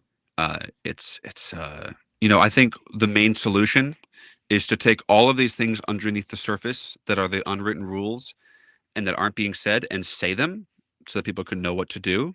Maybe it's saying the female perspective of what they're wanting. Maybe it's like the getting everyone in the same place that wants marriage. I think that's a tremendous idea. Um, something like that, because whatever they're trying for the majority of it, it's working some, but it's also not working in other areas too. Mm. Because so Right. much of it, like if I hear another thing on someone saying you just need to be on fire for God, it's like, yes, I'm there. Now, how do we navigate gossip hierarchies against each other? How do we navigate like, hey, this girl I want to talk to, she's neat, but she also posts pictures of herself constantly and gets 400 likes a post. Like, how am I, as a guy, supposed to compete with that level of validation? You, you wow, you're getting this in the message? Like girls are posting their pictures online? All over the place. Yes. And here's Man. something because there's a distinction though. People need to understand this because the last time I said this, I got someone messaged me 27 minutes of saying if you preach at our church, I will have me and a group of girls leave and a bunch of stuff like that because they're trying to say I'm against women posting pictures of themselves. I'm not. When it's your page and you have pictures with you and your friends or you and your travels, that's one thing. But if it's just you 90% of the time and it's one poster after another, what's the purpose? It's like 12 pictures, all of you in at a train station or in a field, like with fancy poses. Like I would like yeah, they're modest, but 76 comments, 487 likes. Like even though they're like, oh, I'm just showing how I care to the world. You're training your nervous system to depend on validation from an algorithm, and it Wow. turns it's happening. And like Do guys do this? not as much, but it does happen. Like guys will post pictures. This one thing, guys will post pictures of themselves in muscle shirts with like part of their chest and their shoulders showing, or even without a shirt when they're in the gym and stuff like that. But it's more of a thing that girls do, and I've never heard it talked about ever. I've heard social media in general talked about, but like this is not me saying girls are doing wrong. This is me saying, hey, I'm someone who's got millions of views online, and I'm not a vain person. By God's grace, I have my own problems, but I couldn't imagine what a girl's going to go through if if they got 1,000 followers or whatever, and they're getting hundreds of likes. It puts a pressure on you to constantly Mm. produce content, and I'm like, what's the purpose if because my content is the message, but what's the content? Them, their Yeah. beauty. It's a tough thing.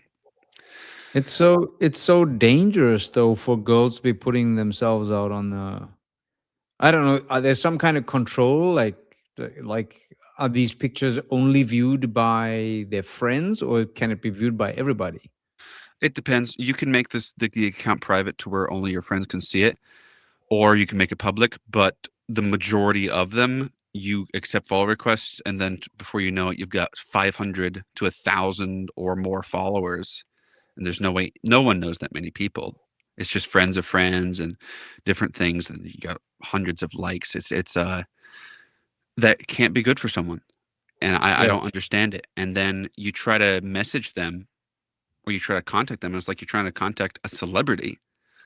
It's really it's really hard, and we don't know what we're supposed to do. Like that's the solution: knowing this female's perspective of what they want, and then telling the men, "Here's what you need to do," and then we'll just do it. Because if someone would tell me, David, do this, do that, I would do it. My God, I do the podcast. I preach. I preach in nursing homes. I talk to people about suicide, murder, depression, a bunch of other things, a bunch of things. And when it comes to this, I know I'm not the only one. I'm not doing this so that I understand. That's part of it. But the main purpose is I know kids who don't preach, who don't worship lead, who don't have purpose, who who their pastor can't stop preaching against this doctrine or that doctrine, and families leave over it, and they're just like, what am I supposed to do? Yeah. Man, And then the I don't the even know hierarchy how of, to I don't even know how to judge them because I'm not even sure you know, what this kind of behavior is because we didn't really grow up with this, putting out our pictures online. And I think I don't know why message girls would want to do that. For myself, I do not even look at people's statuses, profile pics. I just refuse to look at them because I don't want to look at what they do in their lives. I have a profile on my WhatsApp that I have not changed in years. I don't change it. I do not put pictures up of my family, my dog, my nothing. I just got and like one status, and it's not. That's just how I think. It's how I don't want to constantly show my private life to other people. I don't. And so, but that's how I think. I just don't understand how this is any good thing for a young person to be putting themselves out online when there's so much of predator and like there's a lot of things you're going to probably be accountable for in the future for the things that you posted online, you know. So and I'm not sure whether parents are handling those things correctly if their girls are posting pictures of themselves on Facebook and other social media. Uh, so then again, I don't know what to say because, in my perspective, if I knew a girl was doing that deliberately to get, I don't know, affirmation, likes, whatever you call it today, my inner thoughts would be, well, that's not a nice person. Just stay away from her. Don't even bother. That would be my thinking, but I could be wrong about that because maybe she is a nice person. Maybe she's just uh she likes social media. Maybe she just I don't know. I'm going to be learning about this from you guys. What's your yeah. assessment? What do guys think about girls who do this? Um is it a consensus that guys feel she's she's putting herself out there too much, or do some guys actually like it?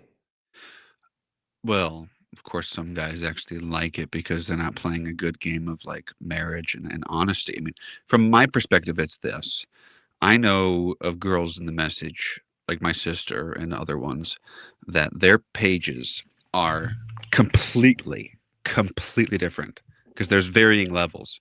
You got the ones that post pictures of themselves all the time, but it's modest. The ones with their and that adds another layer into it too of the their careers, traveling the world, and it's like it's not taboo to say you want to travel the world, but it's taboo to say I can't wait to be married. It's like, oh, you're a pick me then. That's completely from the world. Yeah. And then there's the pages where a girl's page is maybe one or two posts that are her graduation pictures or pictures with her family, and the rest of the posts is baking, sewing, reading the Bible, going to church, a testimony, going to a church camp, and it's actually social. It's they're expressing vulnerability and character. And Mm. my little sister Ruth's Instagram page. Let me pull it up. She shows forth herself as authentic. But what social media can do is it can cause you to portray an image that you aren't so that you can get accepted. Like me, I go against the mold and I just show my dirty room and stuff like that sometimes. But like my little sister Ruth's page, she's got a picture of her with her friends at a camp, at the Grand Canyon, uh, ice skating. It's her life.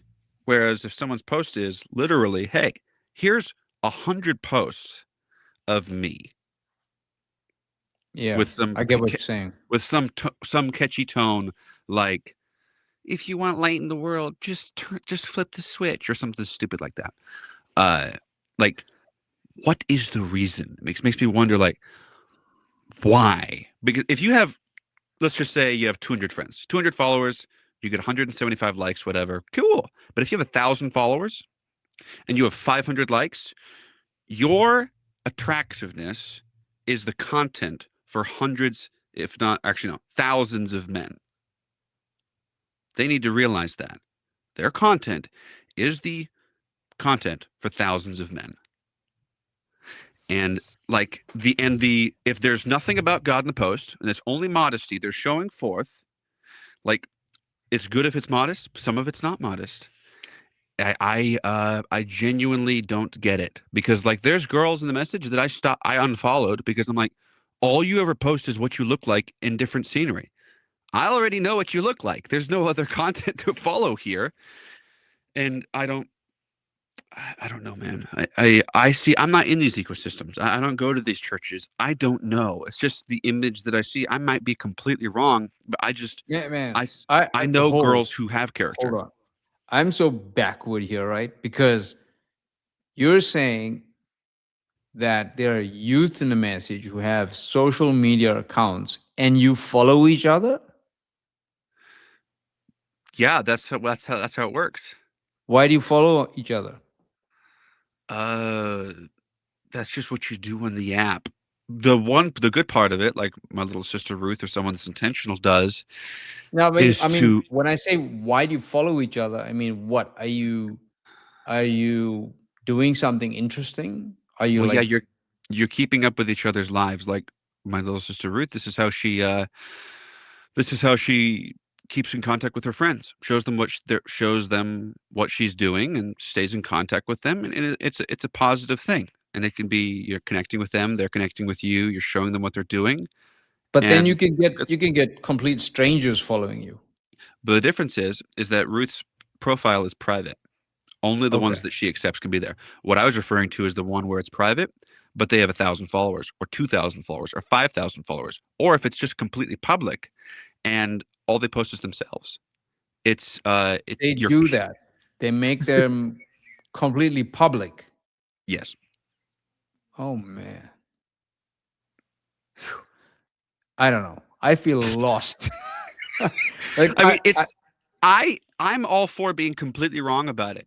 It's just like the image of what I see, and I'm like, what's going on in your mind to where this is what you choose to do with your time? Because like, I have a photographer brother. I could go and pose and have a bunch of pictures. Do you know why I don't do it? Because I don't care. well, I think it's That's why. really not much of a guy thing, right? Yeah, but It's like, going to be mostly girls because I mean, walking around South Africa, there's girls taking selfies and pictures everywhere. Oh, my yeah, goodness, it's ridiculous. And but it's now become such a common girl thing, and yeah.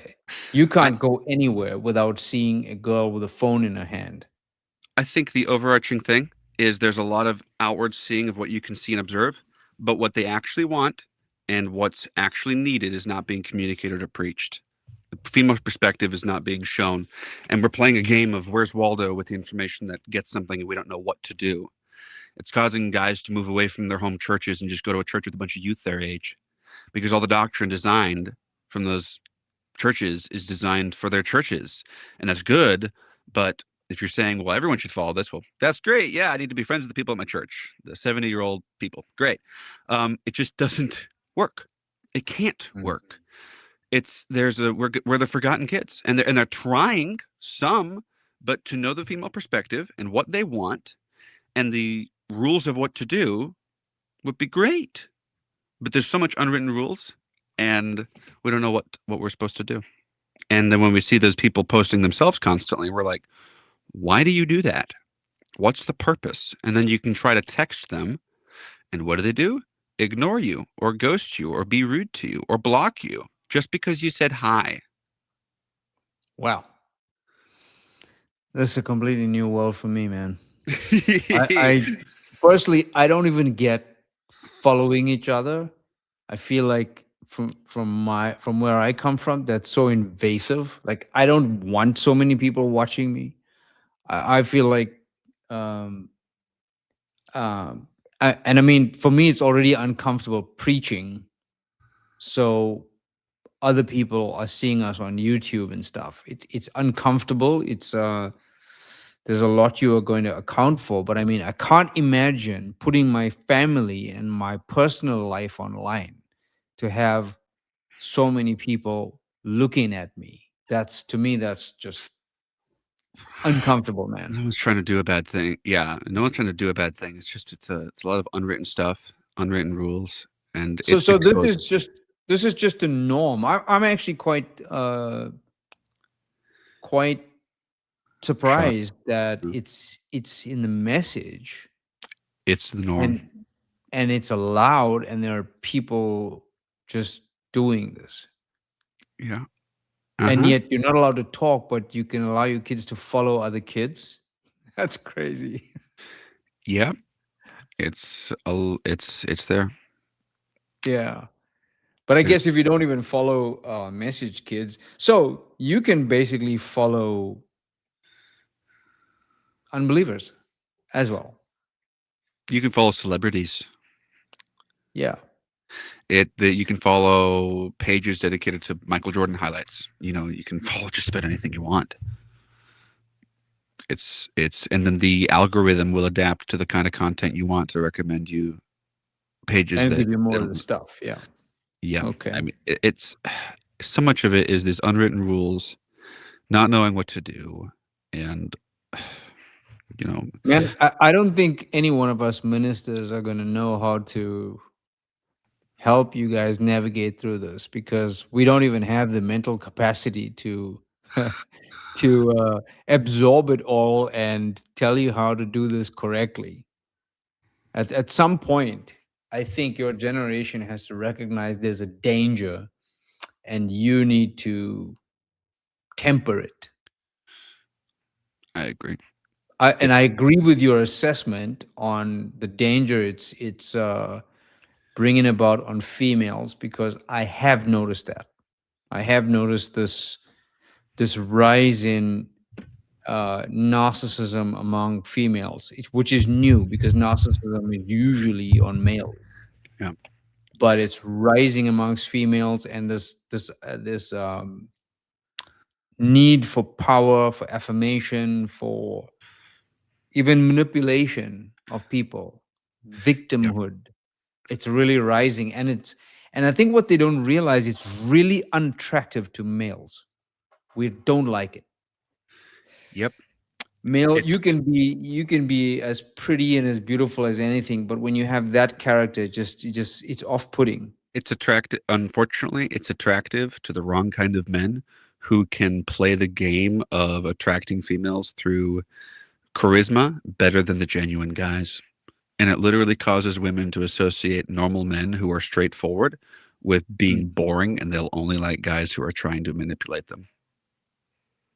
Yeah, I don't know. That's crazy. They actually did a study where they took a group. They took people on dates, and they put one date to have their date on a bridge, a solid stone bridge over a river, and then the other one was supposed to have their date on a rickety bridge above a forest. It was like super shaky. At the end of the dates, the one from stone was barely connected, but the one on the rickety bridge was super connected, and they linked that to trauma bonding of Mm, mm, mm. when there's danger.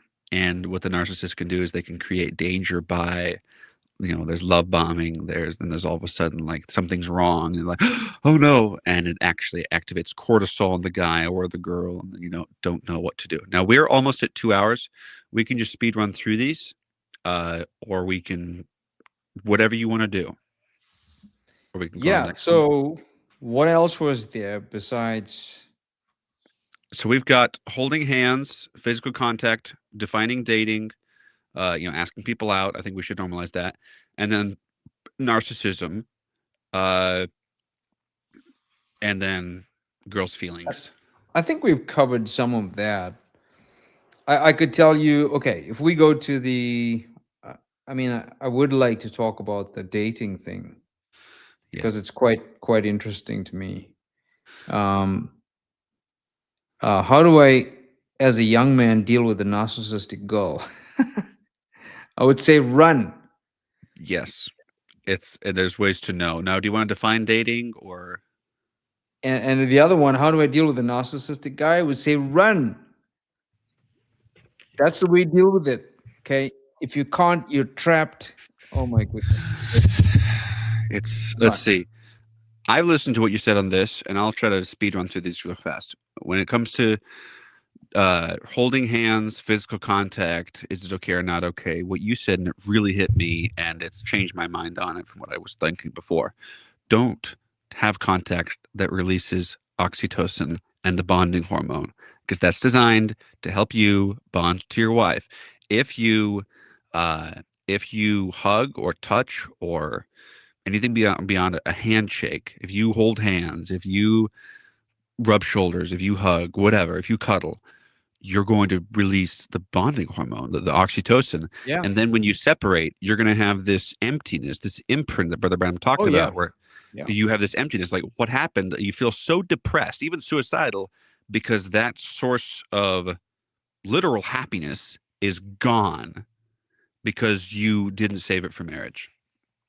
Yeah. Look, you're basically messing with the most powerful force among mammals, which is, and I think young people don't understand how powerful that is. And the prophet just mentions it, the imprinting, she makes an imprint on you. And I think a lot of people don't realize how real that is. So, however, you've got here the question, what kind of physical contact is okay or not okay during dating? So that's what I wanted to know, right? What is dating Uh, there's so for many definitions, you? but for me, it's uh, I have my opinion, and it depends on where you're at. For me, talking to a girl consistently, uh, and you tell them that you, it's so messed up because some people you can be friends with them and talk Okay, occasionally. do this for me, right? Do this for me. Um, you see someone you like, you don't know them. You go to the parents, you ask them to, so you can chat with her. What's that part of the relationship called? Is that called talking? They call that talking. Yeah, Is that called talking?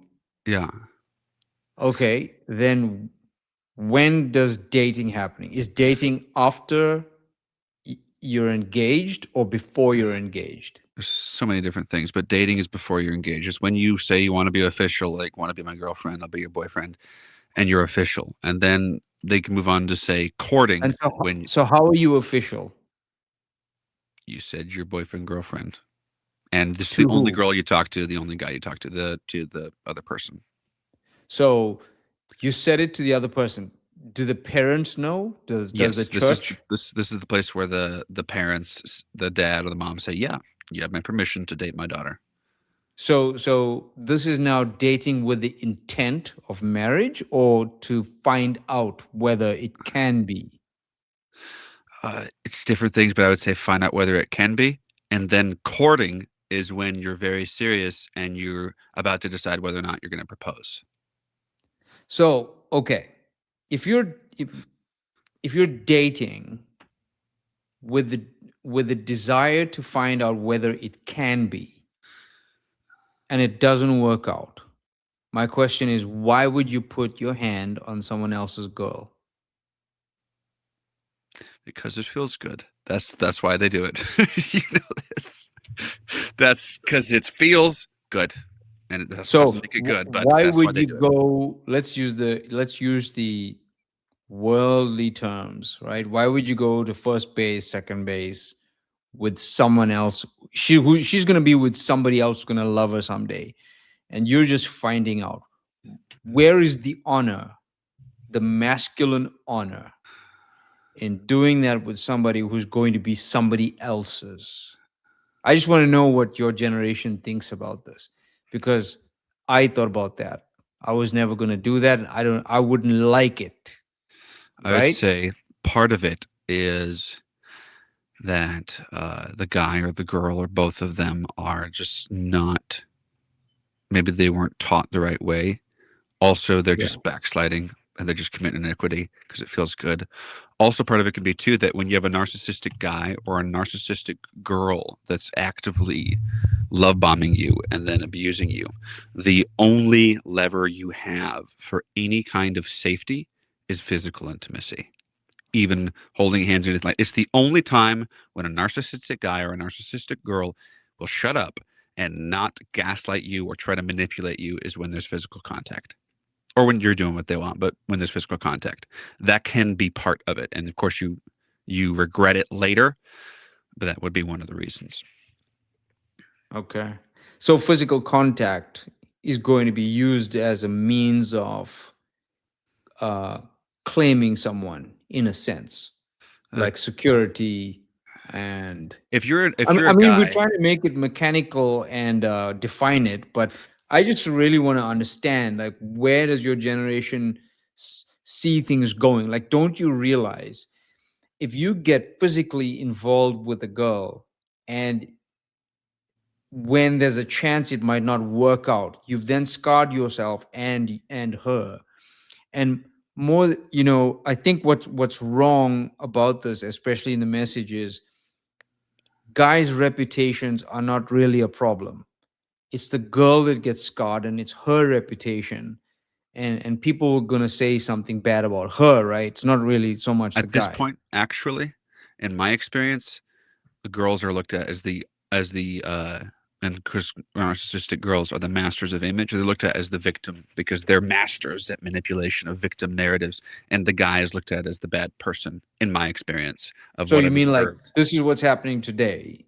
yeah, of course it happens both ways, but Yeah. in my experience and in the experience of people that I've tried to help, the girls are little masters of victim narratives where they spread the narrative of, oh, it was the worst months of my life, he was just terrible, I felt like I couldn't say no, I just wanted to do what he would make him happy, when they're the ones that initiated it. you know they're masters of this narrative that they perpetuate. Yeah, I have seen that. I have Both seen ways too, this. of course. Yeah, this kind of uprising among the girls to be manipulative. I've definitely seen that rising. But It's so so let's say you're now dating, and parents are involved, church is involved, or church knows this is happening, and it's become, you said, official. usually So usually as far as I know, churches aren't part of knowing whether or not people are dating because a lot of times churches are so big, or even yeah. small churches, they just really don't know. Okay. So what happens if it doesn't work out then? Just move on. And they're okay with that? Families are okay with that? It's hard when there's a rare case where people ever say, oh well, we just weren't a right fit. Usually what I have witnessed is, oh, it didn't work out because the girl was a narcissist, or it didn't work out because the guy was a narcissist. This person was an evil person, they were bad, they were mean, they were abusive, or vice versa. I've almost never heard someone say it did not work out because it was not a good fit. There's always a villain story. So, Almost always. but then it doesn't work out after there's been physicality already involved in the relationship too. Yes. Part of Yeah. that can be just pure backsliddenness. Part of that can be the parents were too strict. What else would happen? Part of that is because sex is not spoken about in the correct way. Part of that is that the parents never gave the kids the talk, and the only exposure these kids had to anything sexual at all was pornography, and or because the girl gets it to where the only time she's at the girl will love bomb the guy. You're the most amazing guy ever. I feel like you're for soulmates, whatever. And then as they go along, then the girl says, "Oh, I love you so much," whatever. Now, And then sorry, there's physical now I contact. understand what love bomb means. Yeah, and Okay. then though they withdraw that touch, and the guy's like, "What's going on?" And then the girl will give it back. And what they'll find is that the only safety they have in this relationship is when the girl or the guy is with them in physical contact. Your nervous system will subconsciously realize that, whether you even realize it in the moment or not, Wow.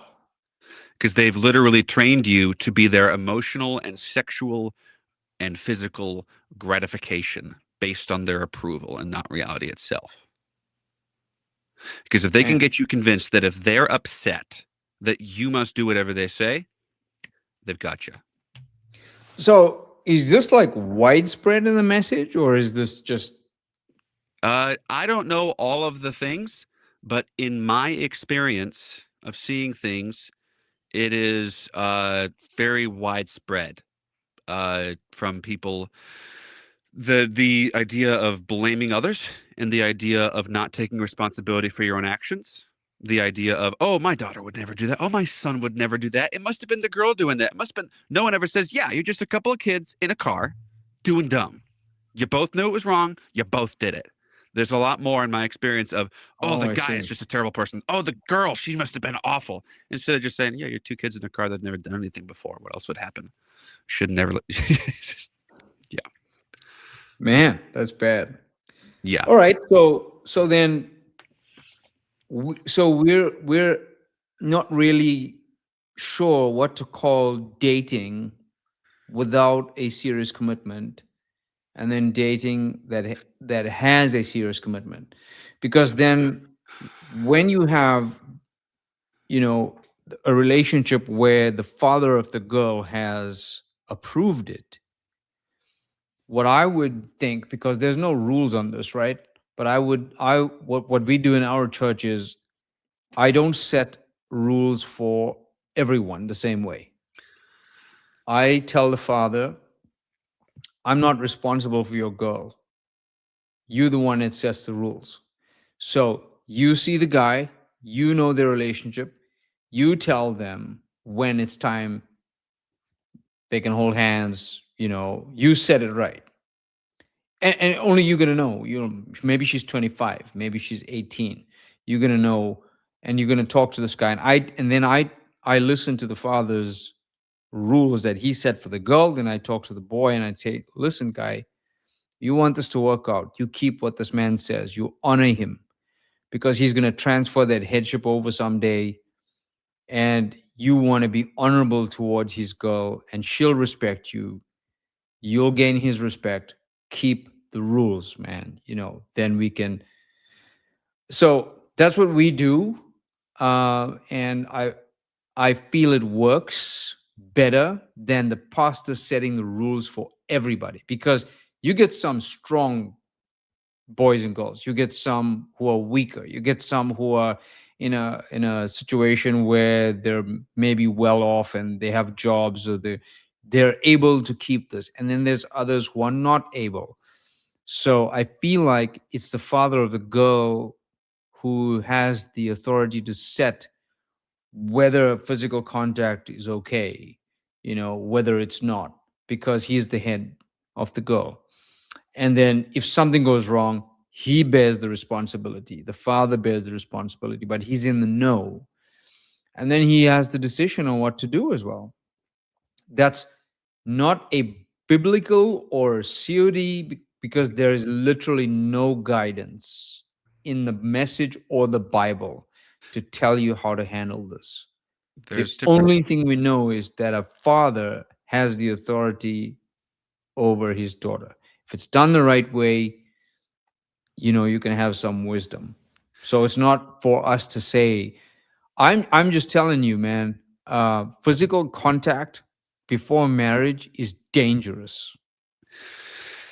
Yeah, I agree. There's just no good that comes from it if you're not going to be settling down with a girl, because guaranteed you are setting yourself up for problems later, like I explained in those messages on sexuality.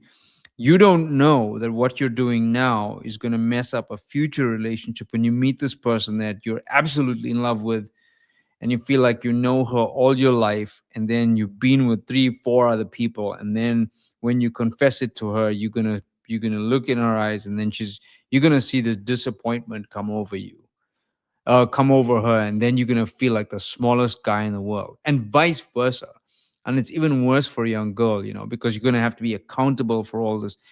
And of course, there is the Holy Spirit, which is the only thing that can help take those things away, right?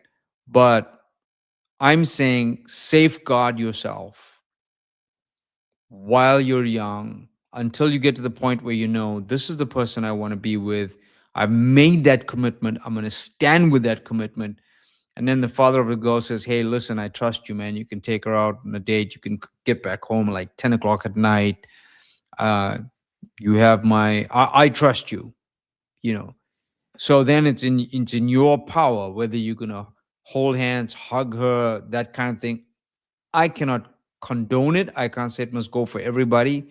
But I would say that the father of the girl definitely has the authority over what should happen. I couldn't agree more. I mean, I would say in my when you bring physical contact into the relationship, you're introducing a variable where you are bonding without knowing the other person. That Yeah. person could literally end up telling you they'd rather manipulate and control you than to marry you. Yeah. So when you and this is, I'm not telling this from a position of perfection. I'm telling this from a position of I'm not perfect. And it is that, and I thank God for the grace of God in my life. I would say that if you don't have physical contact, because I've had, by God's grace, situations in my life where I haven't had them, is where the only bonding you can have is emotional and Yeah. spiritual, and to actually know someone, because anyone can touch anyone and it feels good. But feeling good is not real life. Like that can be part of it, but if you don't have that physical aspect, then the only bonding you can have is real. They can still try to Yeah. deceive you, but they'll be a lot less effective if you just do emotional. Then you have to talk to each other, because if you can't actually have a conversation with the girl you're next to, and the only time you actually have any fun or any enjoyment is if you're touching her, leave. Please, for the love of God, it's not the right thing. And there's an idea of that if it feels good, then do it. Like, please don't do that. That's what Eve thought. It's not gonna, it's not, it just does not actually help. And But I I'm, think there's also so much more to life that your generation does not know. Like, you don't know what to do with each other, right? If you meet, you can't go to cinema, you can't watch a movie, you can't go to a dance, you can't go to a party, you can't. yeah, So, what do you do together as a young person in the message? What kind of a date do you go on? Where do you go to get to know one another? How can like, what do you do? Do you go on hikes together? Do you go hunting together? Do you go fishing together? you eat, Do you, huh? you go Like, eating together, you go eating together? Oh you go to the mall. my. Really? Yeah, Okay. so they do. The a lot of times when they live far apart from each other, they will they'll visit each other and then go visit the sites, or play board games, or just spend time with each other and get to know them. I mean, in my opinion, there's this whole line of board games they have now that are designed to get people talking and conversing. I think those are gold mine. I think everyone should use those, because we're a big problem is we're dealing with phone addiction. Everyone's on their phones all the time. I've caught myself doing that, and I'm trying to get people to a point where, like, we put the phones away, we play a board game. Like, it's ironic, but I wish people would just get away from short videos and watch more movies, or read more books or something, because like their attention spans are just awful. Like, yeah, that's what we do. Um, let's see. Yeah, so just to wrap up that, then I'll go to the next part. Yeah, I mean, like, it's up to the father and the pastor with physical contact, but your body, even if, because I got this from what you said in your sermon, even if your mind forgets that person or tries to, your body, if you bonded with them through touch, will remember them. Oh yeah. Like, I remember, like, if you hugged your grandma and she passed away, you will feel an absence there. Imagine that times 10,000, and that's what happens if you do much physical touch and then it doesn't work out. Oh yeah. I mean, the more you have physical touch with any mammal, the more they bond with you.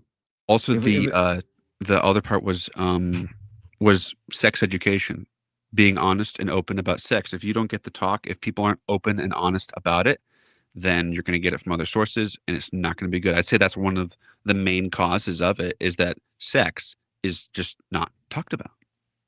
Oh, it needs to be. It needs to be talked about, because if they understand what's going on with their bodies, then they have more wisdom. If they understand they're not being sinful in their thoughts, if they understand what lust really is, what attraction is, if they understand what's going on with them, if they understand where they are in their development, in their age development, you know, it'll be so much better for them to be educated on it. I can tell you from counseling, I found in my years that, okay, a woman's endocrine system and a woman's emotional makeup is so complicated as compared with a man. But most women don't even know their own bodies. So if you as a woman don't know your body, how do you expect us to know anything? How do you expect us to understand you? Or because they don't even understand themselves. They don't even understand their mindset around menstruation or ovulation or, you know, puberty or childbirth or postnatal depression or menopause. And we're like these idiots who are with them in these cycles of life, who barely know anything about a woman's body. They can't define their feelings to us. What do we know? you know so I'm telling you, is just so much of ignorance, that I feel like if they just are a little bit more educated on it, it'll give them wisdom, and they can talk about it. It's one of the biggest deals, is to be able to talk about it.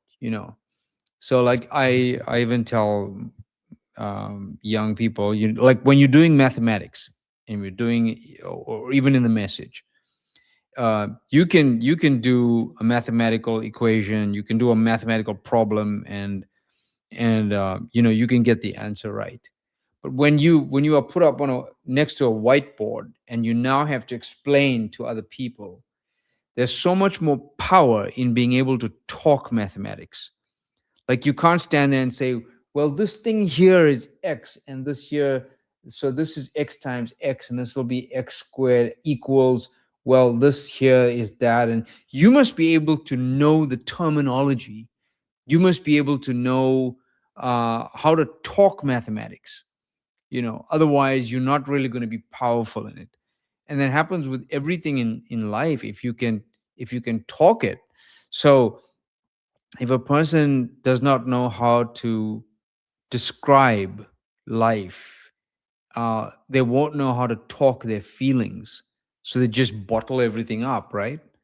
So we must be able to talk to our kids, to give them all the information, give them the ability to discuss it with us, and then they can express themselves, and they find themselves less trapped and trapped by narcissists who are going to take advantage of them. So Yep, that's exactly right. All right. So now onto the narcissism part, and you probably know more about narcissism in men. I've dealt with some of it, but I guess, to approach this. So the question, of course, is how do we deal with a narcissistic girl or a narcissistic guy? And of course, the obvious answer is leave. But the hard part is knowing if they're narcissistic. Uh, yeah. and so with a girl, what it usually, because like I did an episode on this, and for guys, usually it's the people don't usually realize how great I already am. I'm wonderful. I'm incredible. Like, if people just realized how great I was, Brother Allistair, it'd be amazing. And then a girl is like, everyone's against me. Like if something doesn't work out, it's because nothing's ever really my fault. It's that I was manipulated. It was my fault that I let it go on for too long. That they did this or they did that. And like what it looks like is when the girl tells you every ex I ever had, or I've never really met a good guy. If they say that, run, run, run for the hills. It is a victim narrative because there is no such thing as every person you were ever with was a bad person. You know why? Because you're a bad person too sometimes. We all are bad people sometimes. And if they're saying that about their exes, you're going to be one of those exes then. Yeah. Oh, I've just never met a good guy. Nonsense. No, that's not true. Oh, I've never met a good girl. Nonsense. It's not true. But it's convincing. It's a victim narrative. It functions to put you in the position as a man of rescuer. You're rescuing them because their mom is against them, their cousins are against them, their friends are against them. If people they're just so against them, and every guy was just so awful and so terrible, and they want you to say, "Oh, poor girl, poor oh, that's so terrible." But the moment you say, "Oh, well, what about you? What did you do in the situation? What about your agency?" Like, oh, you got a victim narrative pretty good, huh? They will block you. They will put you out of their lives because you don't validate the victim narrative.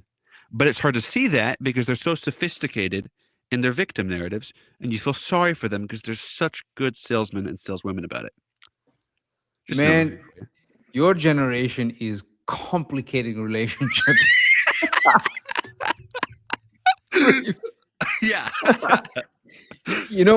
I just want to say this.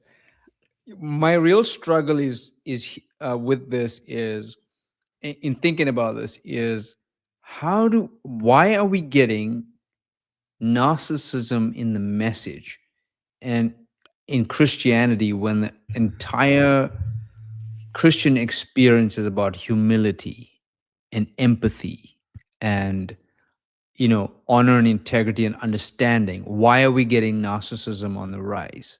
Like, why would you, if you are getting narcissism among girls, it basically means they have no relationship with the word whatsoever, because you cannot have a relationship with the word and be a narcissist.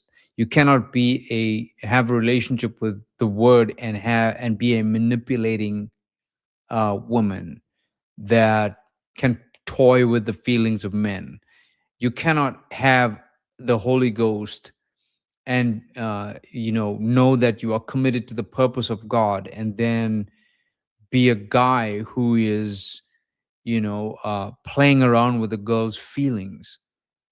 I don't understand that, why we are getting this. So I don't know, maybe the phenomenon is that social media is creating this. Maybe these platforms are bringing this out in people, where it's giving them platforms to be heard and to complain and to, I don't know, I don't know, because I've never had social media in my life, except for WhatsApp and email. That's it. So I don't know what the culture is. I just keep hearing from my nieces and nephews and my sons, and even with my sons, I think they just also have just WhatsApp and email. But I don't know anything else. So I'm not even sure how or what the character is creating. But to me, it's really concerning, because if you have boys and girls being so swamped with prideful natures, then we're heading for really feeble faith and unstable churches in the future.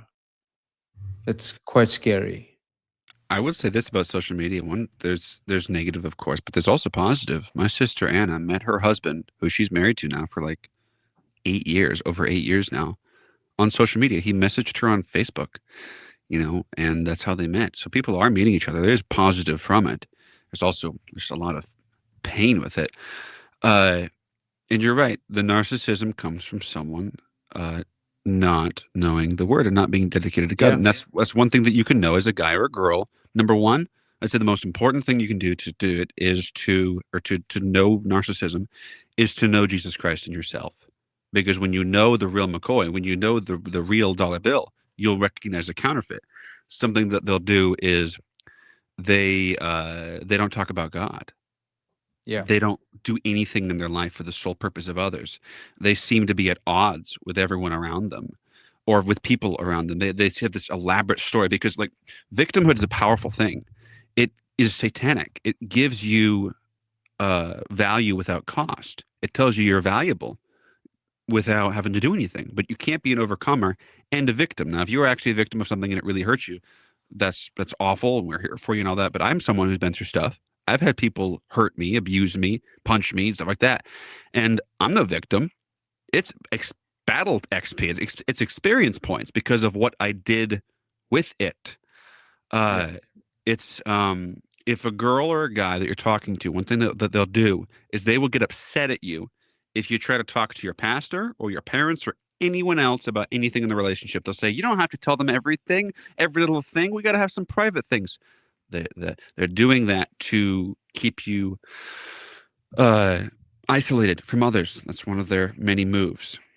And also, and one really difficult thing that they do to watch out for is if they like you really fast, if they're already reacting with a heart to your messages to them, the first time you ever interact with them, if they're telling you, wow, you're so amazing, you're so wonderful, that can be like a lot to a lonely guy in the message or a lonely girl. Yeah. But, or if you look at their page and it's just pure image, like the perfect angles, the perfect this, narcissisms are experts of image. So, there you go. I gave you a bunch of conversational threads. Run with it, brother Allistair. Yeah, You probably I know don't of know. other I'm things just that I didn't say. I'm just shocked because I would think that young people in a message are drawing from the humility of the lamb, the humility of the message, and drawing from the young men are drawing from the honor, the integrity that the prophet taught, and the word itself gives you a character that wants to be honorable, tell the truth. So one of the things about narcissism is like lying about yourself, making yourself more than what you actually are. Then you should know that if you lie about yourself, you are going to be found out after you are married, and then you are going to be despised. Like, why not just tell the truth from the very beginning and say, hey, look, this is what I am. And you know uh what you see is what you get. And but I will love you with all my heart and soul and work as hard as I can to make you happy. And if you're good with that, here I am. you know no lies, no additives, no nothing to it. So that's, to me, is the main concern here. And I feel like, as a young person, if you're seeing narcissism in a boy or a girl, uh, your basic diagnosis is they are not in touch with the word. You are on dangerous ground. Yeah. And Yeah. if you, as a person, aren't in touch with the word and you're talking to this person, You're in and trouble. and you know better, then you're in trouble. It's exactly right. It's Look, the word is going to give you the strength that you need to discern, to feel, to know the person. The word is your greatest asset, right? And this is the thing. People can say the Holy Ghost, the Holy Ghost, the Holy Ghost.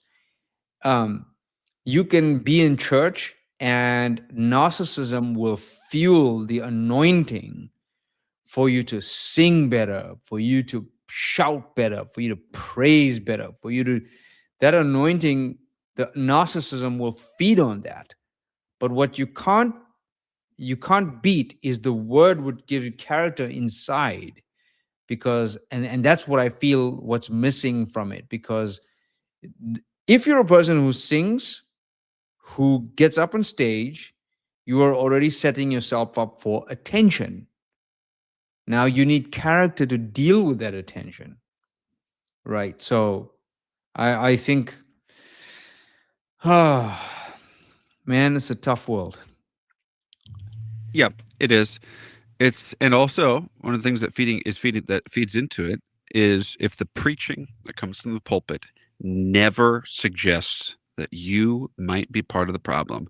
Of course you're going to have narcissism. Oh yeah. Of course you are. Because then if you're never wrong, then everyone else is always wrong and you're always right. That's the literal definition of narcissism. And no preacher is intending to do this, but it's an overcorrection from preaching that hammers on everyone too much. Kind of like when people used to call me a oneness because I dealt with someone who was two lords all the time, and I kept saying, "Nope, there's one God." Like, "Oh, you're a oneness." Like, "No, I'm not. I just dealt with someone who thought there was two lords." Uh, it's a lot, but yes, being in the Word, and if you're in the Word, and if they're not in the Word, and there's lies, then you can know. But they're very good at faking things. Things are it's very tough.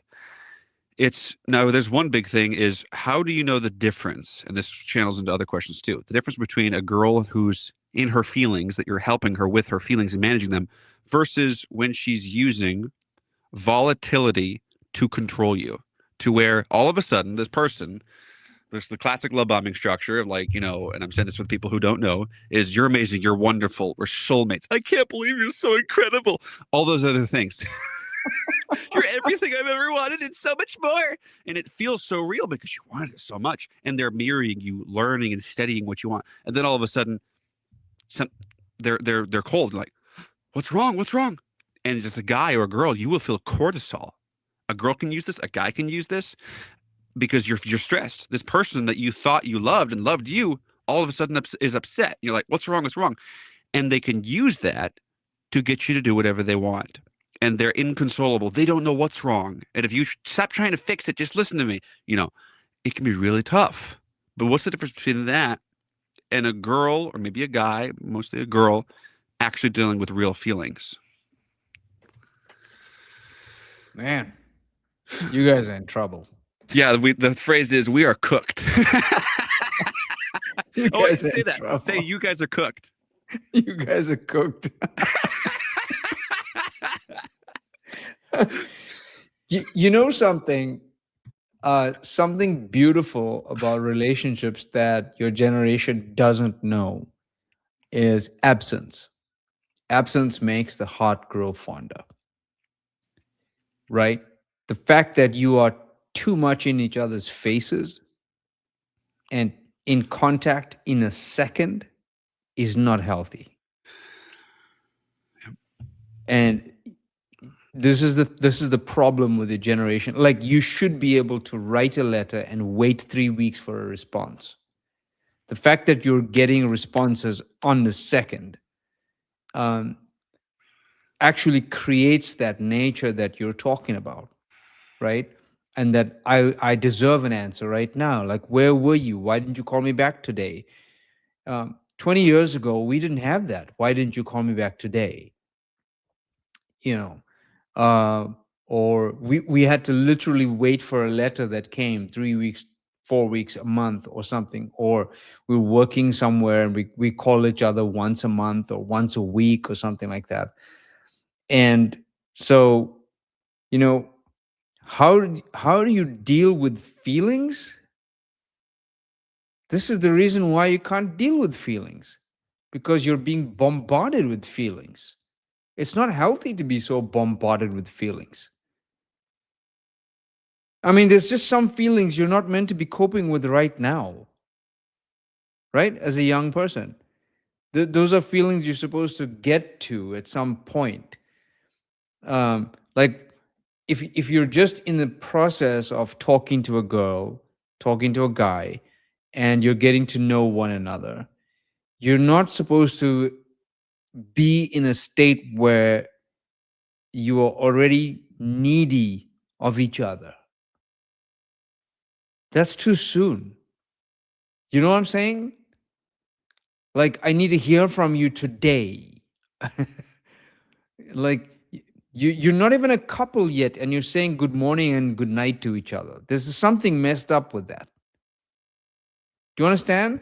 It's like Yeah. it's like social media and cell phones are making you a married couple when you're not even committed to each other. Like, you're supposed to be saying good night and good morning to each other when you are married. Now you're already there. Like, hey, thinking about you in the morning, thinking about you at night. Like, I think a young person who hasn't reached a full maturity level is not even supposed to be having that. So I don't really know how you guys are going to, you need a lot of maturity to deal with with what's happening today and how it's reshaping what relationships are going to be like. And I think a lot of parents and pastors are not realizing the dangers and how it's evolving and reshaping the minds and the characters of people. It's really getting dangerous. It's it's realizing the comfort and responsibility crisis, because when you tell someone, I love you, I like you, you're so beautiful, you're so pretty, and you don't even make money to provide. If you don't even make money to provide and you're telling them, oh, you're so amazing, you're so wonderful, oh, I can't believe I met you, whatever, and they're telling you that back, you are experiencing literally what's is satanic. It's power apart from character. It's Yeah. it's literal relationship abortions, the sex without the kid. It's Yeah. and then that can literally, I just wrote something down, I thought it was an awesome point. That can make responsibility feel like something is wrong, because all of a sudden I'm emotional because I just preached and I'm worn out and she has to be there for me. Or Yeah. she's emotional, her dog just died, or she's just emotional and she doesn't know why. She's a girl. And I'm like, hold on, this is responsibility. Why aren't you telling me that you love me and that everything is wonderful and wonderful? And then you feel this feeling, it's discomfort. You're like, oh, something must be wrong. Like, no, that's called responsibility. It's called real life. But if you've skipped to, I love you too, before, What? if you've skipped to, I love you too, before you've even figured out, do you make more than $1,000 a month? Then, of course, responsibility is going to feel like danger. Yeah. Yeah. Because then when life actually gets real, you're like, hold on, this doesn't feel what we felt before. Yeah, because you were taking relationship cocaine. That's not reality. But ironically, when you have the responsibility combined with the commitment, combined with the good feelings and the good words, like I've seen my parents been married for 37 years, then it feels Yeah. way better than I met you 8 days ago, but I love you. Yeah, man, it's really something because I I I feel like when you are operating as a young person, as if you're a couple who's been there for, I mean, who's been married for 20 years, you are setting yourself up for a problem because uh I've seen this, right? So with my wife and I can come in to the house and I say, "Hey, honey, you were supposed to tell me something um, because something happened and there was a situation." And she says, "Listen, I can't talk now. I've got to go. Can I tell you later?" You guys will get upset about that. I can absolutely say, "Yeah, okay, no problem. We'll chat later." Even though I really wanted to know right then, but it's because when we were dating, and if I would phone her, she would tell me, "Listen, I can't talk now. Can I call you later?" No problem. I'm not offended. And then I would call her a week later. There was no situation like, why didn't you call me? What happened? Yes, we never had that. We literally would even talk maybe once in 3 weeks, Wow. right? Yeah, which is why now, if there's some times where there's something important she had to tell me or something I'm important I had to tell her, and I only end up telling her 1 week later and it was important stuff, we're still not upset with each other. Well, people in this day and age now are so accustomed to immediate responses that if they don't Yeah. get it and that person's seeing things, then something's wrong. But the way I've found around it is, if you just tell the person, hey, I just need some clear communication, where they literally take 13 seconds to say, hey, I'm in the middle of something, I'll text you later, or I'll text you in 2 days, you're fine. Leave it on then. If you have more anxiety, that's nothing to do with them. That's just you. Now, to wrap this up, uh, how do you deal with the girl's feelings? And yeah, how do you deal with the girl's feelings when she's really emotional and she doesn't know what's wrong, and you're like, you can't fix it, and she's just emotional? How do you do that? You know, other than the seventh seal, that's one of the greatest mysteries in the world. Okay.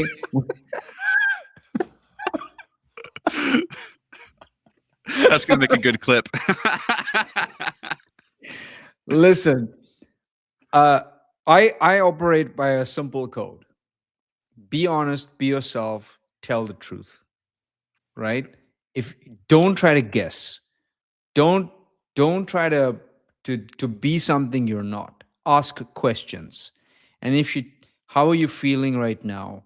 What can I do? Uh if she tells you I need space, give her space. This is, I think, what I was trying to say earlier is you guys don't give each other healthy space anymore, both boys and girls. Space is so healthy. How much time do you know? Okay, no, it's no problem. And don't text back an hour later to say, "Are you okay?" you know, give her space. So there's a lot of that in feelings, and I think a lot of that comes into relationships today. Um, really nagging at each other is becoming a real problem. And so when it comes to a girl's feelings, I mean, she's figuring her feelings out. She doesn't even know. She's gonna ask you your opinion. Have an opinion. Have an opinion. Don't say, well, I don't know. I'm okay with anything. Like, what do you want to do? What shall we do? Have an opinion. Actually, have an opinion. You know, this is what Okay. I think. They This is what they I when- think. And then they shut you down and say, no, we shouldn't. Then you say, okay. or they say So one thing that my married siblings have told me: ask the girl, "Do you want a solution or do you want me to listen?"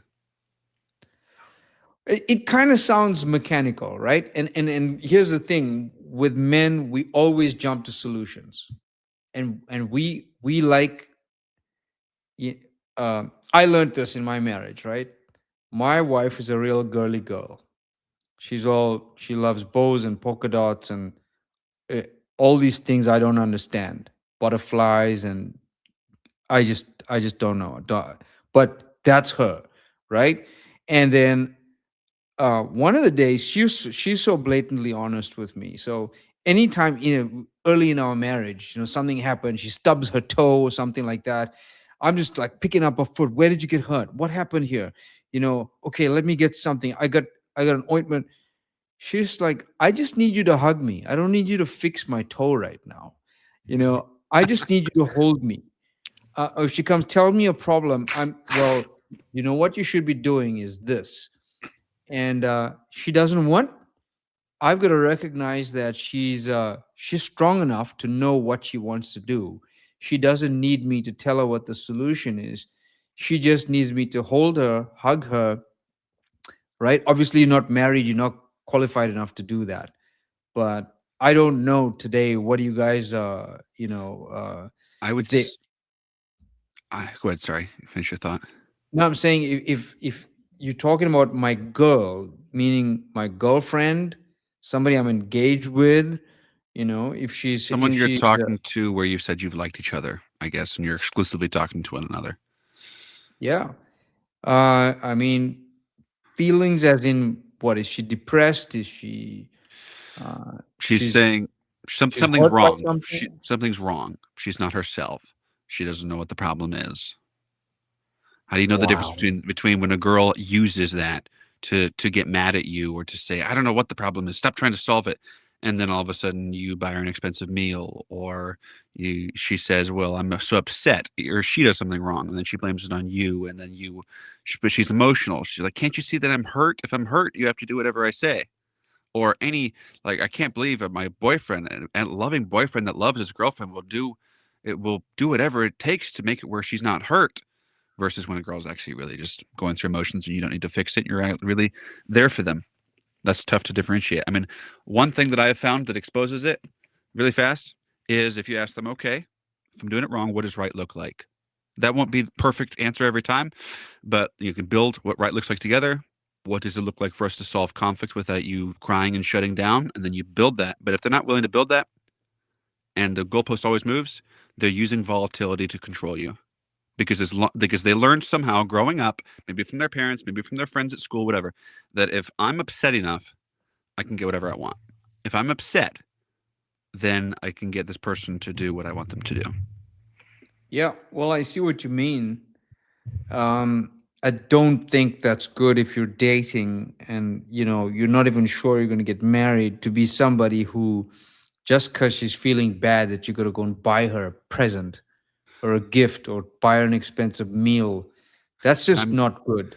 I mean, like if you're on a date in a car and she's all emotional, she doesn't know why, and then all of a sudden you're like, oh, we can go to this restaurant, their cheap one, like, oh, I don't know, oh, it's just so terrible, and because of some stain, and they're so upset, and then all of a sudden we can go to this restaurant, and it's an expensive one, like, oh, great, and then somehow everything's fine, or they tell you, I feel like you're controlling me, I feel like you're being mean to me, like, no, I'm not, David, these are my feelings.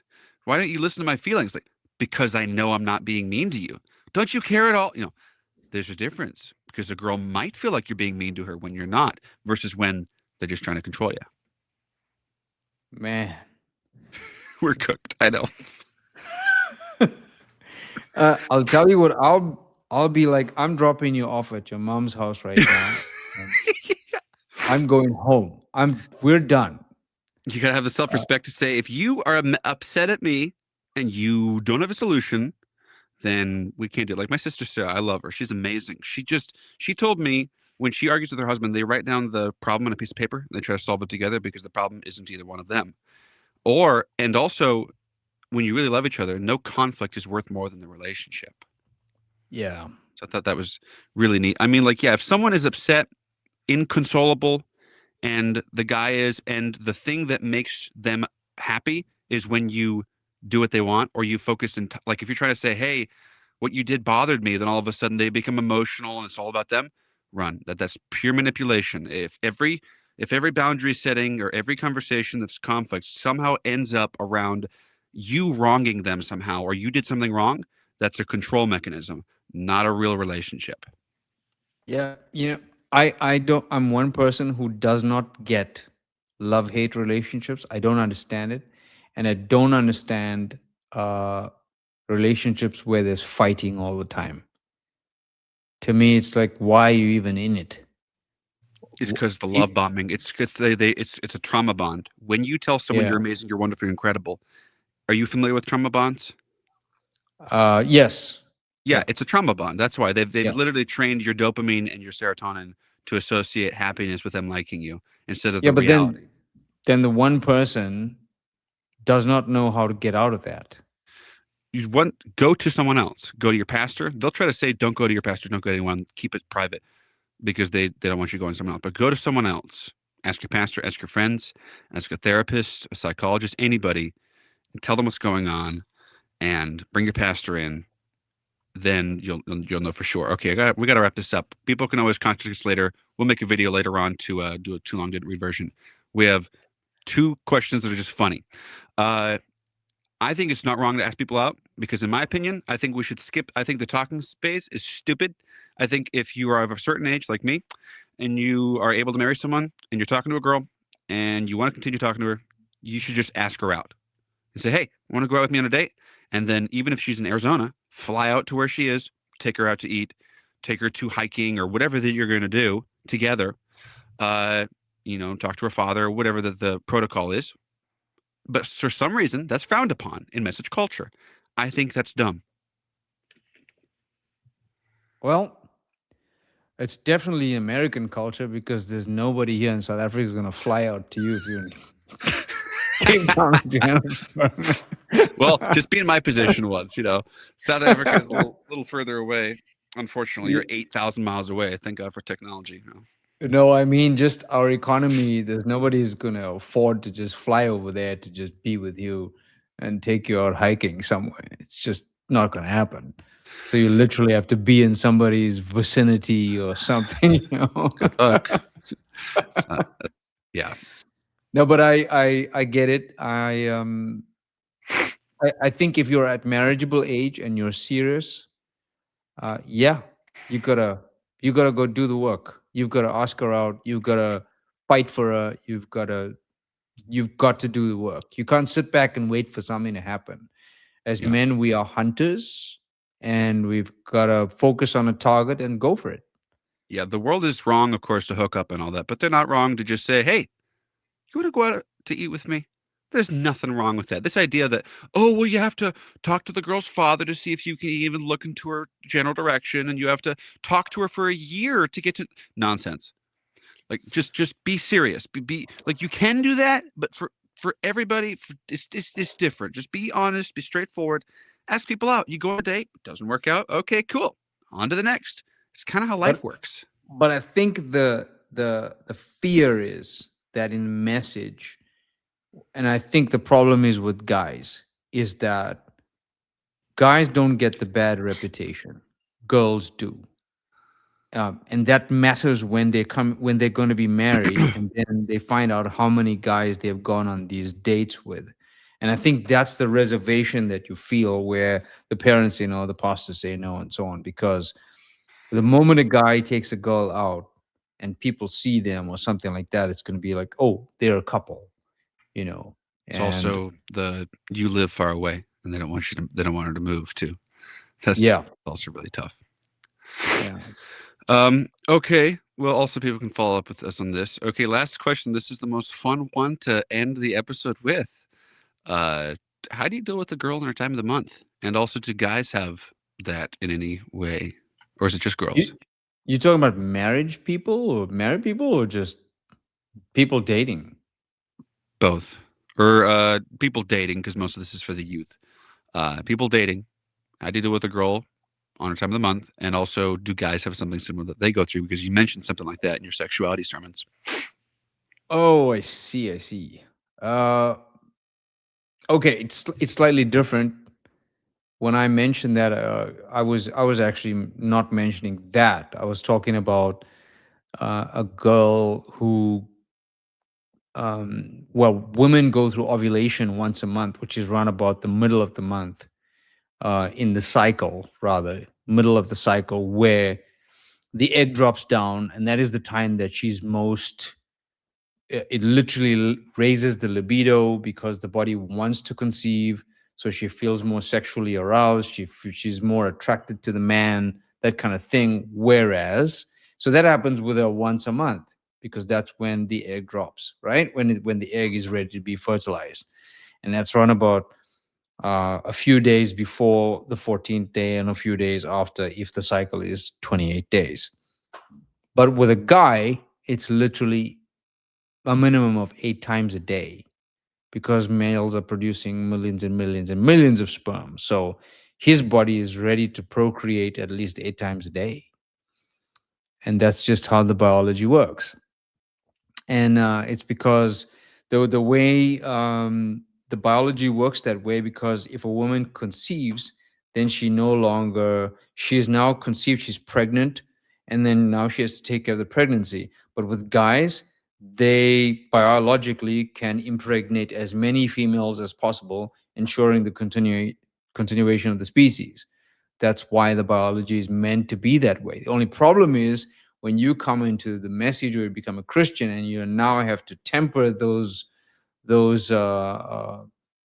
feelings or those normal biological desires, it becomes really difficult, right? So, well, I don't know, when it comes to girls' feelings about the time of the month. I don't know, because I tell you what, man, don't underestimate women. They are tough. Women are seriously tough, and they just like to let you know that you're the hero, but they can take care of themselves. Women give birth, man. Hey, they have strength beyond you and I'll be screaming our heads off and losing it with the amount of pain and suffering they go through with childbirth and endurance. They're tough. So I think, whether it's the menstrual cycle or whatever it is, they can handle it. They're built to handle it. It's the emotional part of it, I think, that messes up sometimes. Sometimes you get women who will go through, you know, during the menstruation, no pain at all. Others will have headaches or pains in the body or abdomen or something. And there's really nothing men can do. Just shut up and listen. There's really nothing else you can do, because anything you do or say is going to be wrong. right? Just shut up and listen. That's my advice. Your sound is off. Well, thank you. That's awesome. We have, after we do these 4 episodes, we'll go through and we'll have another episode where we just do too long didn't read versions for people who don't have 3 hours to listen to the whole thing, and we can use those to base it off of them. But thank you for being here today. Really It's only a appreciate it. pleasure. And people will see you in the next episode. I'm going to end this recording, and then you'll still be here to talk to me. All right. God bless you.